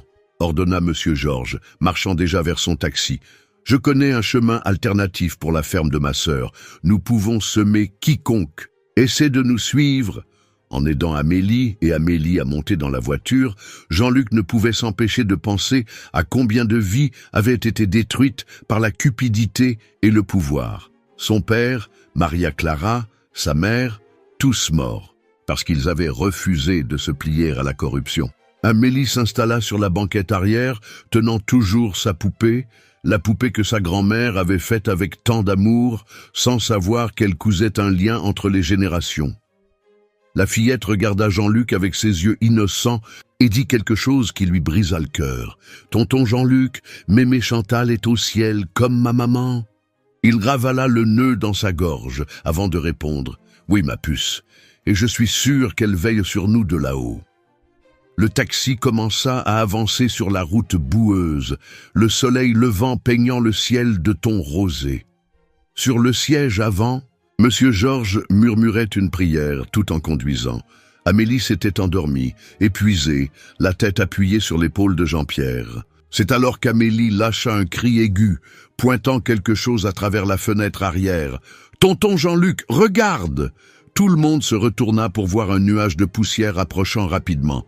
C'était une autre voiture, et elle gagnait du terrain. Le nuage de poussière se rapprochait de plus en plus, le moteur de la voiture poursuivante rugissant sur le chemin de terre. Monsieur Georges serra le volant avec force, les jointures de ses doigts devenant blanches sous la tension. Le vieux taxi tanguait violemment sur la route irrégulière, faisant se réveiller Amélie en sursaut. « Accroche-toi, Amélie !» cria Jean-Pierre, tirant la fillette plus près de lui. La poupée de chiffon tomba sur le plancher de la voiture, lorsque Monsieur Georges effectua un virage serré, essayant de semer le poursuivant.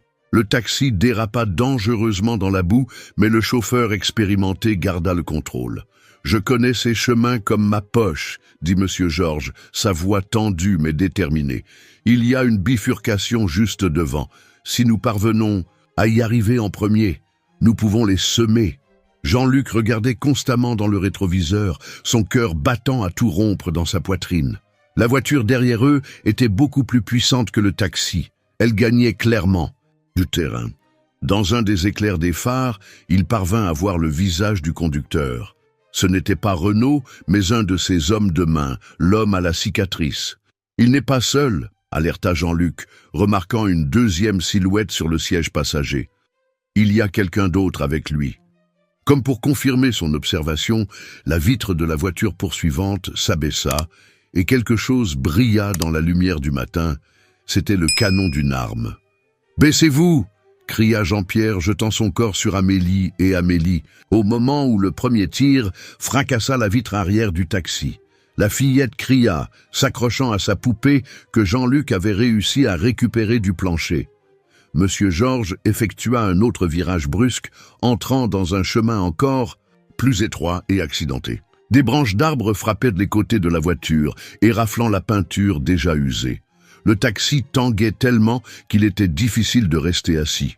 « La bifurcation est juste là », annonça Monsieur Georges, pointant l'endroit où la route se divisait en deux chemins. « Celui de droite mène à un vieux pont sur la rivière. Si nous parvenons à y arriver en premier… » Un autre tir déchira l'air, cette fois atteignant un des rétroviseurs. Amélie commença à prier à voix haute, ses mains tremblant, tout en tenant son chapelet. Amélie pleurait silencieusement, enfouissant son visage dans la poitrine de Jean-Pierre. C'est alors que Jean-Luc vit quelque chose qui fit glacer son sang.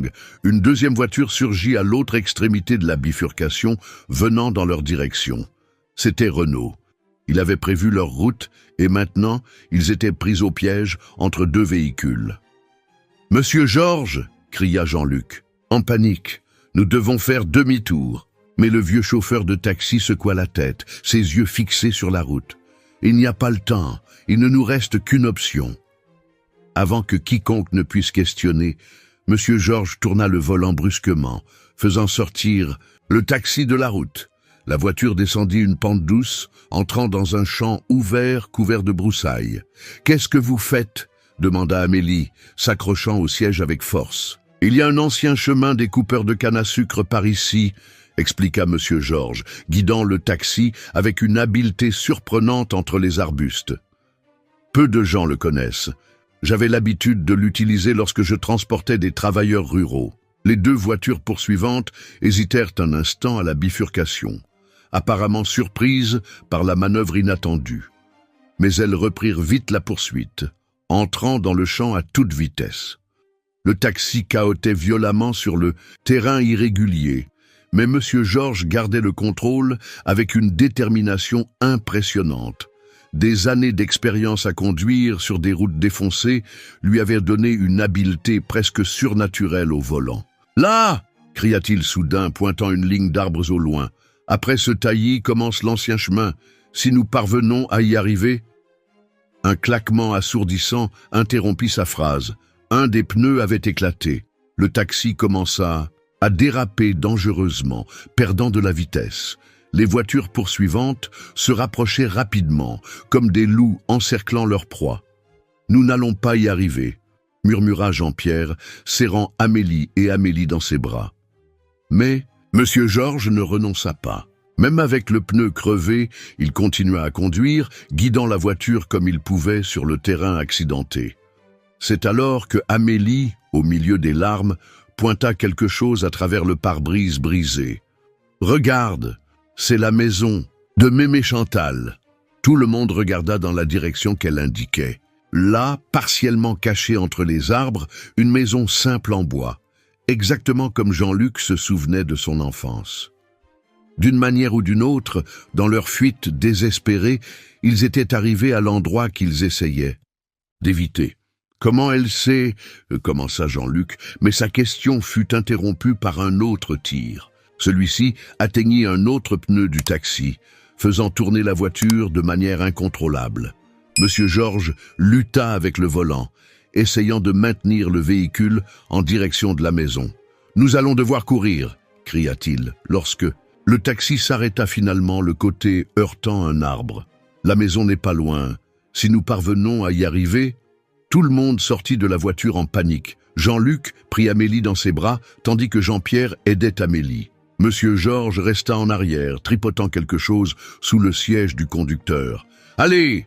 cria-t-il. « Je vais les retarder !» Avant que quiconque ne puisse protester, il sortit un vieux fumigène de son kit d'outils. Ça devrait les distraire pendant quelques minutes. Jean-Luc voulait argumenter, dire qu'il ne pouvait pas le laisser derrière, mais les voitures des poursuivants étaient déjà très proches. Il n'y avait pas le temps. Le cœur lourd, il commença à courir en direction de la maison, portant Amélie. Le groupe courut à travers les broussailles, trébuchant sur les irrégularités du terrain. Amélie respirait avec difficulté, s'appuyant sur Jean-Pierre. Derrière eux, ils entendirent le son du fumigène de Monsieur Georges et des cris de « surprise » des poursuivants. Ils arrivèrent finalement à la véranda de la maison.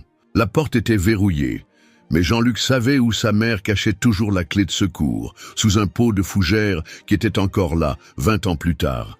Ses mains tremblaient tellement qu'il avait du mal à insérer la clé dans la serrure. Lorsqu'il parvint finalement à ouvrir la porte, une odeur de moisi et d'abandon les accueillit. La maison était exactement comme il s'en souvenait, comme si le temps s'était arrêté. Mais alors, quelque chose attira son attention. Sur la table du salon, il y avait une tasse de café à moitié pleine, encore chaude. Et à côté, un journal de la veille. « Quelqu'un a été ici », murmura-t-il, sentant un frisson lui parcourir l'échine, « et je crois qu'il y est encore. » Comme pour répondre à ces paroles, ils entendirent des pas venant de l'étage supérieur. Le silence à l'intérieur de la maison était presque palpable, brisé seulement par le grincement doux des pas à l'étage. Jean-Luc posa Amélie au sol, faisant signe à tout le monde de se taire. La fillette s'accrocha à la jupe d'Amélie, qui tremblait visiblement. Jean-Pierre fit un pas en avant, sa voix un murmure presque inaudible. « Il y a une porte de derrière ?» Jean-Luc acquiesça, pointant la cuisine. Ils commencèrent à se déplacer lentement dans cette direction, essayant de ne pas faire de bruit. Sur le vieux plancher en bois, c'est alors qu'une voix familière résonna dans l'escalier. « Vous n'avez pas besoin d'essayer de fuir. Je savais que vous viendriez ici. » Jean-Luc se figea en reconnaissant la voix. C'était Rosa, l'ancienne aide à domicile de sa mère. La femme commença à descendre les marches lentement, chaque pas faisant grincer l'escalier. « Comment ?» commença Jean-Luc, mais Rosa l'interrompit avec un rire amer. « Comment je savais ? Votre mère parlait beaucoup de cette maison, surtout ces derniers jours, quand elle a commencé à me soupçonner. Elle disait qu'ici était le seul endroit où elle se sentait vraiment en sécurité. » Rosa apparut finalement au pied de l'escalier. Elle était différente de ce dont Jean-Luc se souvenait. Son visage, autrefois doux, montrait maintenant une dureté qu'il n'avait jamais remarquée. Dans ses mains, elle tenait quelque chose qui fit glacer le sang de tout le monde. Le cahier de maman Chantal. « Vous cherchez ça ?» demanda-t-elle, balançant le cahier. « Je l'ai trouvé caché ici après... Eh bien, après que tout se soit passé. Votre mère était plus intelligente que nous ne le pensions. Elle gardait une copie de sauvegarde de ses notes. » Amélie se blottit légèrement derrière Amélie et les yeux de Rosa se fixèrent sur la fillette. Quelque chose dans son regard changea. Un mélange de reconnaissance et quelque chose de plus, quelque chose de troublant. « Alors, c'est elle, » murmura-t-elle. « La petite fille perdue. Renaud avait raison. »« Laissez-la en dehors de ça, » dit Jean-Luc, faisant un pas en avant. « Pour protéger Amélie, ce n'est qu'une enfant. » Rosa rit à nouveau un son sans joie. « Une enfant qui vaut des millions, vous voulez dire, la seule héritière légitime de l'empire que votre père a construit. » C'est alors qu'un bruit venant de l'extérieur de la maison attira l'attention de tout le monde. Les poursuivants étaient arrivés. Rosa sourit, un sourire froid qui n'atteignait pas ses yeux. « Pile à l'heure, » dit-elle. « Renaud doit être impatient de régler ça une fois pour toutes. » Mais quelque chose dans son expression changea lorsqu'elle entendit la voix de Renaud crier dehors. « Rosa, espèce d'idiote, tu étais censée attendre mon signal. » Le visage de Rosa pâlit légèrement, et Jean-Luc remarqua quelque chose. Il y avait de la tension entre eux. « Qu'est-ce qu'il vous a promis, Rosa ?» demanda Jean-Luc, essayant de gagner du temps. « De l'argent? Un poste dans l'entreprise? Parce que connaissant Renaud, je suis sûr qu'il vous jettera dès qu'il aura ce qu'il veut. » La femme hésita un instant, et Jean-Luc continua. « C'est comme ça qu'il a fait avec tout le monde, n'est-ce pas? Avec mon père, avec Maria Clara, avec ma mère. Il utilise les gens, et ensuite il les jette. « Fermez-la » cria Rosa, mais sa voix trembla. « Vous ne savez rien. Je n'avais pas le choix. Il a dit qu'il allait me tuer si je ne coopérais pas. » Les mots sortirent en cascade, comme si elle avait gardé ça trop longtemps. Jean-Pierre fit un pas en avant, sa voix calme et douce. « Il y a toujours un choix, ma fille. Il y a toujours un chemin meilleur que la violence. » Le vieil homme tendit la main vers Rosa, qui le regardait avec une expression confuse. C'est à ce moment qu'Amélie, avec l'innocence que seul un enfant possède, se détacha de Amélie et fit un pas en direction de Rosa. « La dame aussi a peur du monsieur méchant ?» demanda-t-elle, ses grands yeux pleins de compassion. Rosa sembla perdre toute sa dureté soudainement.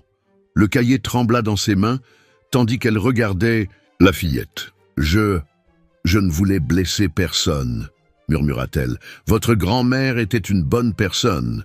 Elle a essayé de m'aider quand elle a découvert que Renaud me faisait chanter, mais... » Un fracas sur la porte d'entrée interrompit sa confession.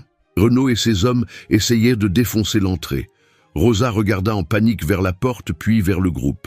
Dans ses yeux, une bataille interne semblait se dérouler. « Il y a une cave, » dit-elle finalement, sa voix urgente. « Mémé Chantal la gardait cachée. Vous pouvez vous y cacher pendant que je les distrais. » Elle tendit le cahier à Jean-Luc avec des mains tremblantes. « Pourquoi nous aidez-vous maintenant ?» demanda-t-il, hésitant à faire confiance. Rosa regarda Amélie à nouveau, les larmes commençant à se former dans ses yeux. « Parce que votre mère avait raison. Certaines choses sont plus importantes que l'argent.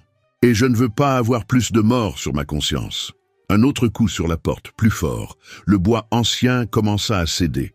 Rosa les poussa en direction de la cuisine, révélant une porte déguisée sous un tapis vieux. « Vite! Ils ne peuvent pas savoir que vous êtes ici !» Jean-Luc aida Amélie et Amélie à descendre en premier, suivi par Jean-Pierre. Avant de descendre, il regarda une dernière fois vers Rosa. « Venez avec nous, offrit-il. Nous pouvons vous protéger. »« Aussi !» Rosa secoua la tête, un sourire triste sur ses lèvres. « Non, j'ai besoin de réparer mes erreurs. Votre mère a essayé de me montrer le bon chemin et je n'ai pas écouté. Maintenant, c'est à mon tour de faire ce qui est juste. » La porte d'entrée céda finalement avec un fracas assourdissant. Rosa poussa Jean-Luc à l'intérieur de la cave, fermant la porte rapidement. Dans l'obscurité, ils entendirent ses pas s'éloigner, et ensuite sa voix, feignant la surprise. « Renaud, qu'est-ce que vous faites ici? Où sont-ils » La voix de Renaud sonna furieuse. « Je sais que vous les avez vus entrer. »« Je ne sais pas de quoi vous parlez, » répondit Rosa, avec une fausse confusion. « Je suis ici seule. Je suis venue chercher des documents qui... » Le son d'une gifle coupa l'air, suivi par un cri étouffé de Rosa. Dans la cave sombre, Amélie se serra contre Jean-Luc, tremblant. Amélie commença à prier doucement, son chapelet tintant légèrement. « Assez de mensonges !» La voix de Renaud tonna. « Vous allez me dire où ils sont, ou vous aurez la même fin que la vieille. » C'est alors que quelque chose d'inattendu se produisit. La voix de Rosa, auparavant craintive, acquit un ton ferme et clair. « Non, Renaud, je n'aurai plus peur de vous. Et il y a quelque chose que vous devez savoir. » Le son d'une autre gifle interrompit ses paroles, suivi par un bruit de lutte. Dans la cave, Jean-Luc tenait Amélie fermement, s'empêchant de monter pour aider Rosa. Il savait que s'il le faisait, il mettrait tout le monde en danger. « Fouillez toute la maison !» ordonna Renaud à ses hommes. « Ils doivent être ici quelque part. » Des pas lourds ont commencé à résonner au-dessus d'eux, des meubles traînés, des portes ouvertes avec violence. Dans l'obscurité de la cave, le groupe osait à peine respirer. C'est alors qu'ils ont entendu quelque chose qui a glacé leur sang. Le bruit d'un liquide versé, suivi de l'odeur caractéristique de l'essence. « Si vous ne voulez pas vous montrer », la voix de Renaud résonna sinistrement. « On va voir combien de temps vous tenez quand la maison commencera à brûler. » L'odeur de l'essence devenait de plus en plus forte, pénétrant même dans la cave où ils étaient cachés. Jean-Luc pouvait entendre le liquide versé à l'étage, le son du combustible s'infiltrant entre les planches du plancher. Dans ses bras, Amélie tremblait, son petit corps secoué par des sanglots silencieux. « Dernière chance !» hurla Renaud en haut. « Montrez-vous maintenant, ou vous brûlerez tous ensemble !» Sa voix avait un ton de folie que Jean-Luc n'avait jamais entendu auparavant. C'était la voix d'un homme qui n'avait plus rien à perdre. Suzanne serrait son chapelet si fort que les articulations de ses doigts étaient blanches. Jean-Pierre la serrait dans ses bras, essayant de la protéger, bien qu'il sût que contre le feu, il n'y aurait aucune protection possible. La cave était petite, sans fenêtre, sans issue de secours. C'est alors que la voix de Rosa résonna à nouveau, plus forte et plus déterminée qu'avant. « Renaud, tu ne comprends pas? Tout est fini! La police doit déjà être en route. Brûler la maison ne fera qu'aggraver ta situation. Ferme-la! » rugit Renaud. Le bruit d'une autre gifle retentit, suivi du bruit sourd d'un corps qui tombe. « Tu n'es qu'une employée de maison indiscrète qui ne connaît pas sa place. J'aurais dû mourir avec la vieille. » Dans la cave, Jean-Luc sentit son sang bouillir en entendant ces mots. Mais avant qu'il ne puisse faire quoi que ce soit, Jean-Pierre lui saisit le bras avec une force surprenante. « Non, » murmura le vieil. « Homme, c'est ce qu'il veut, nous faire sortir de notre cachette. » Le bruit d'une allumette craquée fit retenir à tous leur souffle. L'éclat momentané s'infiltra à travers les fentes du plancher, illuminant brièvement la cave sombre. Jean-Luc tira Amélie plus près de lui, couvrant ses yeux. « Que Dieu ait pitié !» murmura Suzanne, sa voix tremblant. Mais avant que Renaud ne puisse jeter l'allumette, quelque chose se produisit. Le bruit de pneus crissant envahit l'environnement, suivi d'une voix familière criant « Police! Mains en l'air !» C'était Monsieur Georges. D'une manière ou d'une autre, le vieux chauffeur de taxi avait réussi à aller chercher de l'aide. Le bruit de plusieurs voitures arrivant emplit l'air, avec le fracas de portières claquant et des voix autoritaires donnant des ordres. « Non !» hurla Renaud. « Vous ne m'attraperez pas! Si je dois tomber, je vous emmène tous avec moi. » Le bruit de l'allumette craquait à nouveau, et alors, un cri de douleur. Rosa s'était jetée sur lui, faisant tomber l'allumette. Le chaos s'installa à l'étage. Des bruits de lutte, des cris, des meubles renversés. La voix de Renaud hurlait des ordres à ses hommes. « Tuez tout le monde, ne laissez personne en vie. » C'est alors que la porte de la cave s'ouvrit soudainement. La lumière envahit l'espace sombre, aveuglant momentanément tous ceux qui étaient en bas. Une silhouette apparut en haut de l'escalier. C'était Rosa, son visage meurtri, mais ses yeux brillants de détermination. « Vite !» appela-t-elle. « La police les distrait. Nous devons sortir maintenant. » Jean-Luc hésita un instant, encore méfiant. Mais Amélie montait déjà les escaliers, tirée par Suzanne. Il n'y avait pas le choix. Ils émergèrent de la cave pour trouver la salle dans un chaos complet. Des meubles renversés, des vitres brisées et une forte odeur d'essence partout. À travers la fenêtre brisée, ils pouvaient voir plusieurs voitures de police encerclant la maison, leurs gyrophares illuminant la scène comme un spectacle macabre de lumière. « Par ici !» indiqua Rosa, les guidant vers la cuisine. « Il y a une porte qui donne sur la cour arrière. Si nous arrivons jusqu'à là... » Un coup de feu retentit, faisant plonger tout le monde au sol. Renaud avait réussi à se débarrasser momentanément des policiers et se tenait maintenant dans l'encadrement de la porte de la cuisine, sa silhouette se détachant sur la lumière du matin, une arme à la main. « Personne ne va nulle part, » dit-il, sa voix froide comme de la glace. Son visage était tuméfié, un filet de sang coulant de son front, mais ses yeux brillaient d'une fureur meurtrière. Rosa se plaça devant le groupe, faisant face à Renaud. « Ça suffit !» cria-t-elle. « Tu as déjà causé assez de destruction. Tu as tué des innocents, détruit des familles. Pourquoi faire? Pour de l'argent !» Renaud rit, un son qui fit frissonner tout le monde. « Tu ne comprends pas, n'est-ce pas? Ça n'a jamais été seulement pour l'argent. C'était pour le pouvoir, pour le contrôle. Voir des gens comme Jean-Luc, nés avec une cuillère en argent dans la bouche, tout perdre, ça n'a pas de prix. Tu es malade, dit Rosa, faisant un pas en avant. Mais maintenant c'est fini. La police est là, les preuves sont toutes dans le carnet. Tu as perdu. Le visage de Renaud se tordit en un masque de haine. Perdu? Pas encore, ma chère. Il leva l'arme, visant directement Amélie. Si je ne peux pas avoir la fortune des Dubois, personne d'autre ne l'aura. Tout s'est passé en quelques secondes.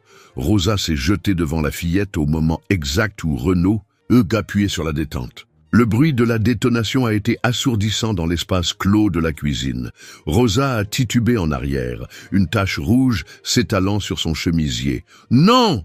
cria Jean-Luc, se précipitant pour la soutenir avant qu'elle ne tombe. Renaud a profité de la confusion pour tenter de s'échapper. Mais en se retournant, il s'est retrouvé face à Monsieur Georges, qui l'a frappé avec un coup précis de son extincteur. La police a fait irruption dans la cuisine à ce moment-là, maîtrisant Renaud et ses hommes. Mais Jean-Luc a à peine remarqué, toute son attention était sur Rosa, qui saignait dans ses bras. « Pardonnez-moi, murmura-t-elle, sa voix, faible. J'aurais dû vous le dire avant. Votre mère, elle savait. » Ses paroles étaient entrecoupées de quintes de toux. « Chut, ne parlez pas maintenant, » implora Jean-Luc, pressant la blessure avec ses mains. « Les secours arrivent. » Amélie s'agenouilla à côté d'eux, des larmes coulant sur son visage sale. « Tante Rosa !» appela la fillette d'une voix tremblante. « Ne meurs pas, s'il te plaît. » Rosa sourit faiblement, levant une main tremblante pour toucher le visage de l'enfant. « Tu ressembles tellement à ta mère. » Maria Clara. Les yeux de Rosa ont commencé à perdre leur éclat, sa respiration devenant plus superficielle. « Il y a une lettre, » murmura-t-elle, « dans la chambre, cachée derrière le miroir. Ta mère a laissé... pour toi. » Jean-Luc. serra sa main avec force. Rosa restait éveillée. Les ambulanciers arrivent. Mais elle continua comme si elle avait besoin de tout dire avant qu'il ne soit trop tard. Votre mère, elle a tout découvert à propos de Maria Clara, à propos d'Amélie. Renaud a envoyé la tuer avant qu'elle ne puisse. Les paroles de Rosa sont restées en suspens dans l'air alors qu'elle perdait connaissance. Les ambulanciers sont finalement arrivés, éloignant tout le monde pour pouvoir s'occuper d'elle. Jean-Luc observait, impuissant, alors qu'il travaillait frénétiquement pour la stabiliser. Ses mains étaient tachées de son sang. Un rappel, rouge et cruel de la façon dont la violence avait une fois de plus envahi sa vie. Amélie pleurait silencieusement dans les bras de Suzanne, tandis que Jean-Pierre parlait aux policiers, expliquant tout ce qui s'était passé. Monsieur Georges était à l'extérieur, aidant à organiser le périmètre de sécurité que la police avait établi autour de la maison. « Nous devons l'emmener immédiatement à l'hôpital », annonça l'un des ambulanciers, préparant Rosa pour le transport. « La blessure est grave, mais elle a encore une chance. » Jean-Luc acquiesça mécaniquement, son esprit focalisé sur ses dernières paroles. Il y avait une lettre cachée derrière le miroir. Alors que l'ambulance partait, sirène hurlante, Jean-Luc monta les escaliers en direction de la chambre de sa mère. Chaque marche lui rappelait un souvenir différent. Lui enfant, courant par là, sa mère souriant en accrochant de nouveaux rideaux, son père, avant l'accident, assis sur le balcon en train de lire le journal.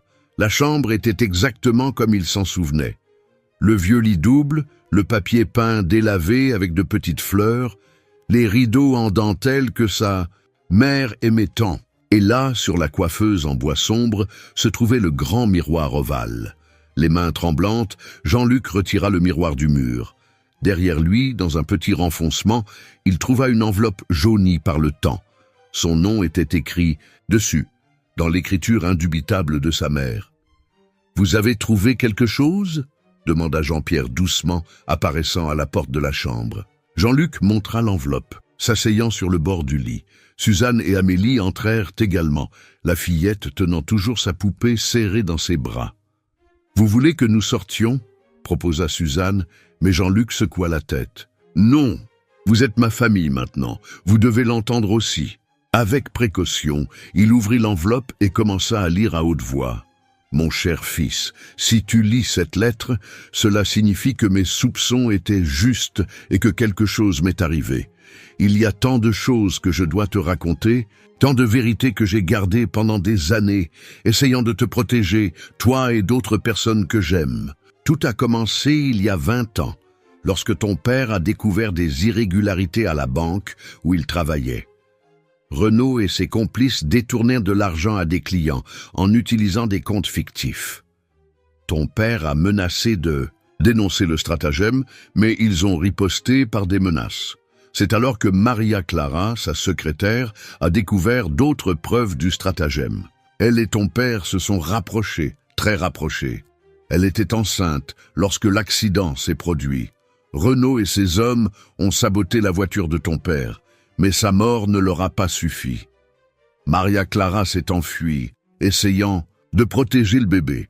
Elle m'a contacté des mois plus tard, avec une fillette nouveau-née dans ses bras, ta sœur. Elle m'a tout raconté, implorant mon aide. Je lui ai donné de l'argent, de nouveaux papiers, tout ce que je pouvais. Mais quelques jours plus tard, elle a été victime d'un accident de voiture, un autre accident qui n'était pas un accident. Le bébé a survécu. Maria Clara avait laissé des instructions. Si quelque chose lui arrivait, la fillette devait aller chez un couple qu'elle connaissait, des gens simples mais au grand cœur. Jean-Pierre et Suzanne. Jean-Luc s'arrêta de lire, regardant le couple de personnes âgées. Suzanne pleurait ouvertement maintenant, tandis que Jean-Pierre avait les yeux embués. Amélie regardait tout le monde avec un mélange de confusion et de curiosité. « Vous saviez ?» demanda Jean-Luc. Jean-Pierre secoua la tête. « Pas tout. Maria Clara était bénévole à l'église que nous fréquentions. Elle nous a contactés une fois, nous demandant si nous prendrions soin de sa fille si quelque chose arrivait. Nous n'avons jamais imaginé... » Jean-Luc retourna à la lettre, sa voix tremblant légèrement. « Pendant des années, je suis resté à distance, essayant de protéger la fillette. Mais je n'ai jamais cessé d'observer de loin, de m'assurer qu'elle allait bien. C'est ainsi que j'ai connu Rosa. Elle travaillait dans le même quartier où Amélie vivait, et je l'ai embauchée pour me donner des nouvelles. Mais Renaud n'a jamais renoncé à chercher l'enfant. Il savait qu'elle était la véritable héritière de la fortune des Dubois. Quand Rosa a découvert la vérité sur Amélie, il l'a fait chanter, la forçant à travailler pour lui. Le plan était de vous détruire financièrement, puis d'utiliser Rosa pour atteindre la fillette. Ces dernières semaines, j'ai remarqué que Rosa agissait bizarrement. J'ai trouvé des documents, j'ai entendu des conversations. Quand j'ai confronté Renaud, il a simplement ri et a dit que l'histoire avait une façon de se répéter. C'est alors que j'ai su, ils allaient me tuer comme ils l'ont fait avec ton père. Mais cette fois, j'ai laissé des preuves. Ce carnet, cette lettre, les documents cachés à la banque. Tout ce dont vous avez besoin pour prouver la vérité est ici. Mon fils, je sais que tu dois être en colère parce que je t'ai caché tout cela. Mais comprends bien, je devais protéger ta sœur. Elle est autant ta famille que moi. Prends soin d'elle, Jean-Luc. Prends soin d'Amélie. Et souviens-toi toujours que l'amour de la famille est plus fort que n'importe quelle fortune. Avec tout mon amour, maman. Le silence qui suivit la lecture ne fut interrompu que par les sanglots contenus de Suzanne. Amélie regardait la lettre, dans les mains de Jean-Luc puis lui, comme si elle essayait de comprendre tout ce qu'elle avait entendu. « Alors tu es vraiment mon oncle ?» demanda-t-elle finalement, sa voix petite et hésitante. Et maman Chantal était vraiment ma grand-mère? Jean-Luc posa la lettre sur le lit et s'agenouilla devant elle. « Oui, ma puce, mais tonton Jean-Pierre et tante Suzanne sont aussi ta famille. Ils t'ont élevé, ils t'ont aimé, ils t'ont protégé. La famille, ce n'est pas seulement le sang, c'est l'amour. » Amélie regarda sa poupée, puis Jean-Luc. À nouveau. La poupée, elle appartenait à maman Chantal, n'est-ce pas? C'est pour ça qu'elle a ses initiales. Jean-Luc acquiesça, des larmes coulant sur son visage. C'est alors qu'un policier apparut à la porte de la chambre, son visage grave. « Monsieur Dubois, nous avons une situation. Renaud, il a réussi à s'échapper pendant le transport au commissariat. » La peur recommença à étreindre le cœur de tous. Le cauchemar n'était pas encore terminé. La nouvelle de l'évasion de Renaud tomba comme une bombe sur le groupe. Les policiers ont commencé à organiser des recherches dans la région, établissant des barrages sur les routes principales. Jean-Luc serra Amélie contre lui, la protégeant, tandis que Jean-Pierre et Suzanne échangeaient des regards inquiets. « Nous devons vous emmener d'ici, » dit l'un des policiers. « Nous allons vous conduire dans un lieu sûr jusqu'à ce que... » Mais avant qu'il ne puisse terminer sa phrase, un bruit venant du rez-de-chaussée attira l'attention de tous. Le bruit de pas lourds résonna dans l'escalier. « Trop tard », dit une voix familière. Renaud apparut à la porte de la chambre, ses vêtements sales et déchirés, un filet de sang coulant de son front. Dans sa main, l'arme qu'il avait utilisée pour tirer sur Rosa tremblait légèrement. « Comment ?» commença le policier, portant la main à son arme. Mais Renaud fut plus rapide. D'un mouvement brusque, il attrapa Amélie, la tirant contre lui et pointant l'arme sur sa tête. « Personne ne bouge !» cria-t-il, « ou la fillette meurt en premier !» Amélie laissa échapper un cri effrayé, laissant tomber sa poupée sur le sol. Suzanne commença à pleurer, soutenue par Jean-Pierre, tandis que le policier gardait son arme pointée, cherchant une ouverture pour tirer. « Renaud !» dit Jean-Luc, faisant un pas en avant avec les mains levées. « Réfléchis bien à ce que tu fais, c'est fini. Même si tu nous tues tous, les preuves sont à la police. Le carnet, la lettre, tout. » Renaud rit, un son hystérique et effrayant. « Fini? Non, mon ami, ce n'est fini que quand je dis que c'est fini. » Il serra plus fort son bras autour du cou d'Amélie, faisant pleurer la fillette. « Tu sais combien de temps j'ai attendu ça ? 20 ans à planifier, à attendre le bon moment. Pourquoi ? demanda Jean-Luc, essayant de maintenir Renaud en conversation tout en observant le policier se déplacer lentement vers une meilleure position. « Pourquoi tant de haine? Ton père te faisait confiance, nous étions amis. »« Des amis ?» cracha Renaud. « Ton père était comme tous les riches. Il se croyait supérieur à tout le monde. J'ai travaillé toute ma vie pour arriver là où je suis, alors qu'il a tout eu sur un plateau. Et quand il a découvert notre combine, au lieu d'entrer dans l'affaire, il a voulu jouer les honnêtes. » Tout en parlant, Renaud commença à reculer vers l'escalier, traînant Amélie avec lui. La fillette regardait Jean-Luc avec des yeux suppliants, des larmes silencieuses coulant sur son visage. « Et Maria Clara », continua Jean-Luc les suivant lentement. « Elle ne méritait pas de mourir non plus. Elle était enceinte, Renaud. C'était une vie innocente. » Pendant un moment, quelque chose sembla vaciller dans les yeux de l'homme. « Maria Clara était un accident, » murmura-t-il. « Elle ne devait pas être dans la voiture ce jour-là, mais il était trop tard, elle en savait. Et trop... » Sa voix se brisa un instant, comme si cette mort en particulier le perturbait encore. C'est à ce moment-là que quelque chose d'extraordinaire se produisit. Amélie, au milieu de ses larmes, commença à chanter doucement. C'était une chanson que Jean-Luc reconnut immédiatement, la même berceuse que sa mère avait l'habitude de lui chanter. Renaud parut momentanément déconcerté. « Cette chanson » murmura-t-il. Sa main tenant l'arme trembla plus fort. Jean-Luc réalisa que c'était le moment. L'homme était vulnérable. « C'est la chanson que maman chantait » dit-il doucement. « La même qu'elle t'a chantée ce soir-là, tu te souviens, quand tu es venu chez nous, désespéré parce que tu avais tout perdu au jeu. Elle t'a accueilli, elle t'a donné à manger, un endroit pour dormir. » Les mots atteignirent Renaud comme des flèches. Sa main trembla encore plus, et Amélie réussit à se dégager un peu de son emprise. « Ferme-la » cria-t-il, mais sa voix était étranglée. « Ta mère, elle était différente. Elle n'aurait pas dû se mêler de ça. Elle a essayé de t'aider jusqu'au bout, » continua Jean-Luc, faisant un pas de plus en avant. « Même quand elle a tout découvert, elle croyait encore que tu pouvais changer. C'est pour ça que tu as envoyé Rosa la tuer avec une overdose de médicaments, n'est-ce pas? Parce que tu ne pouvais pas la regarder dans les yeux et... »« Ça suffit !» hurla Renaud, levant l'arme vers Jean-Luc. C'était le moment dont Amélie avait besoin. D'un mouvement rapide, elle mordit le bras de Renaud de toutes ses forces. L'homme cria de douleur et de surprise, lâchant la fillette. Le policier profita de l'occasion et tira, atteignant la main de Renaud. L'arme tomba sur le sol avec un bruit métallique. Tout se passa très vite après cela. Les policiers envahirent la maison, maîtrisant Renaud qui criait et se débattait. Amélie courut dans les bras de Jean-Luc, qui la serra fort contre lui, son cœur battant la chamade. « C'est fini !» murmura-t-il, embrassant le sommet de la tête de la fillette. « C'est vraiment fini maintenant. » Suzanne et Jean-Pierre se joignirent à l'étreinte, formant un cercle protecteur autour d'Amélie. Des heures plus tard, à l'hôpital, le groupe reçut des nouvelles encourageantes. Rosa avait survécu à l'opération et se rétablissait. Son témoignage, ainsi que les preuves du carnet et de la lettre, seraient essentiels pour condamner Renaud et ses complices. Une semaine passa.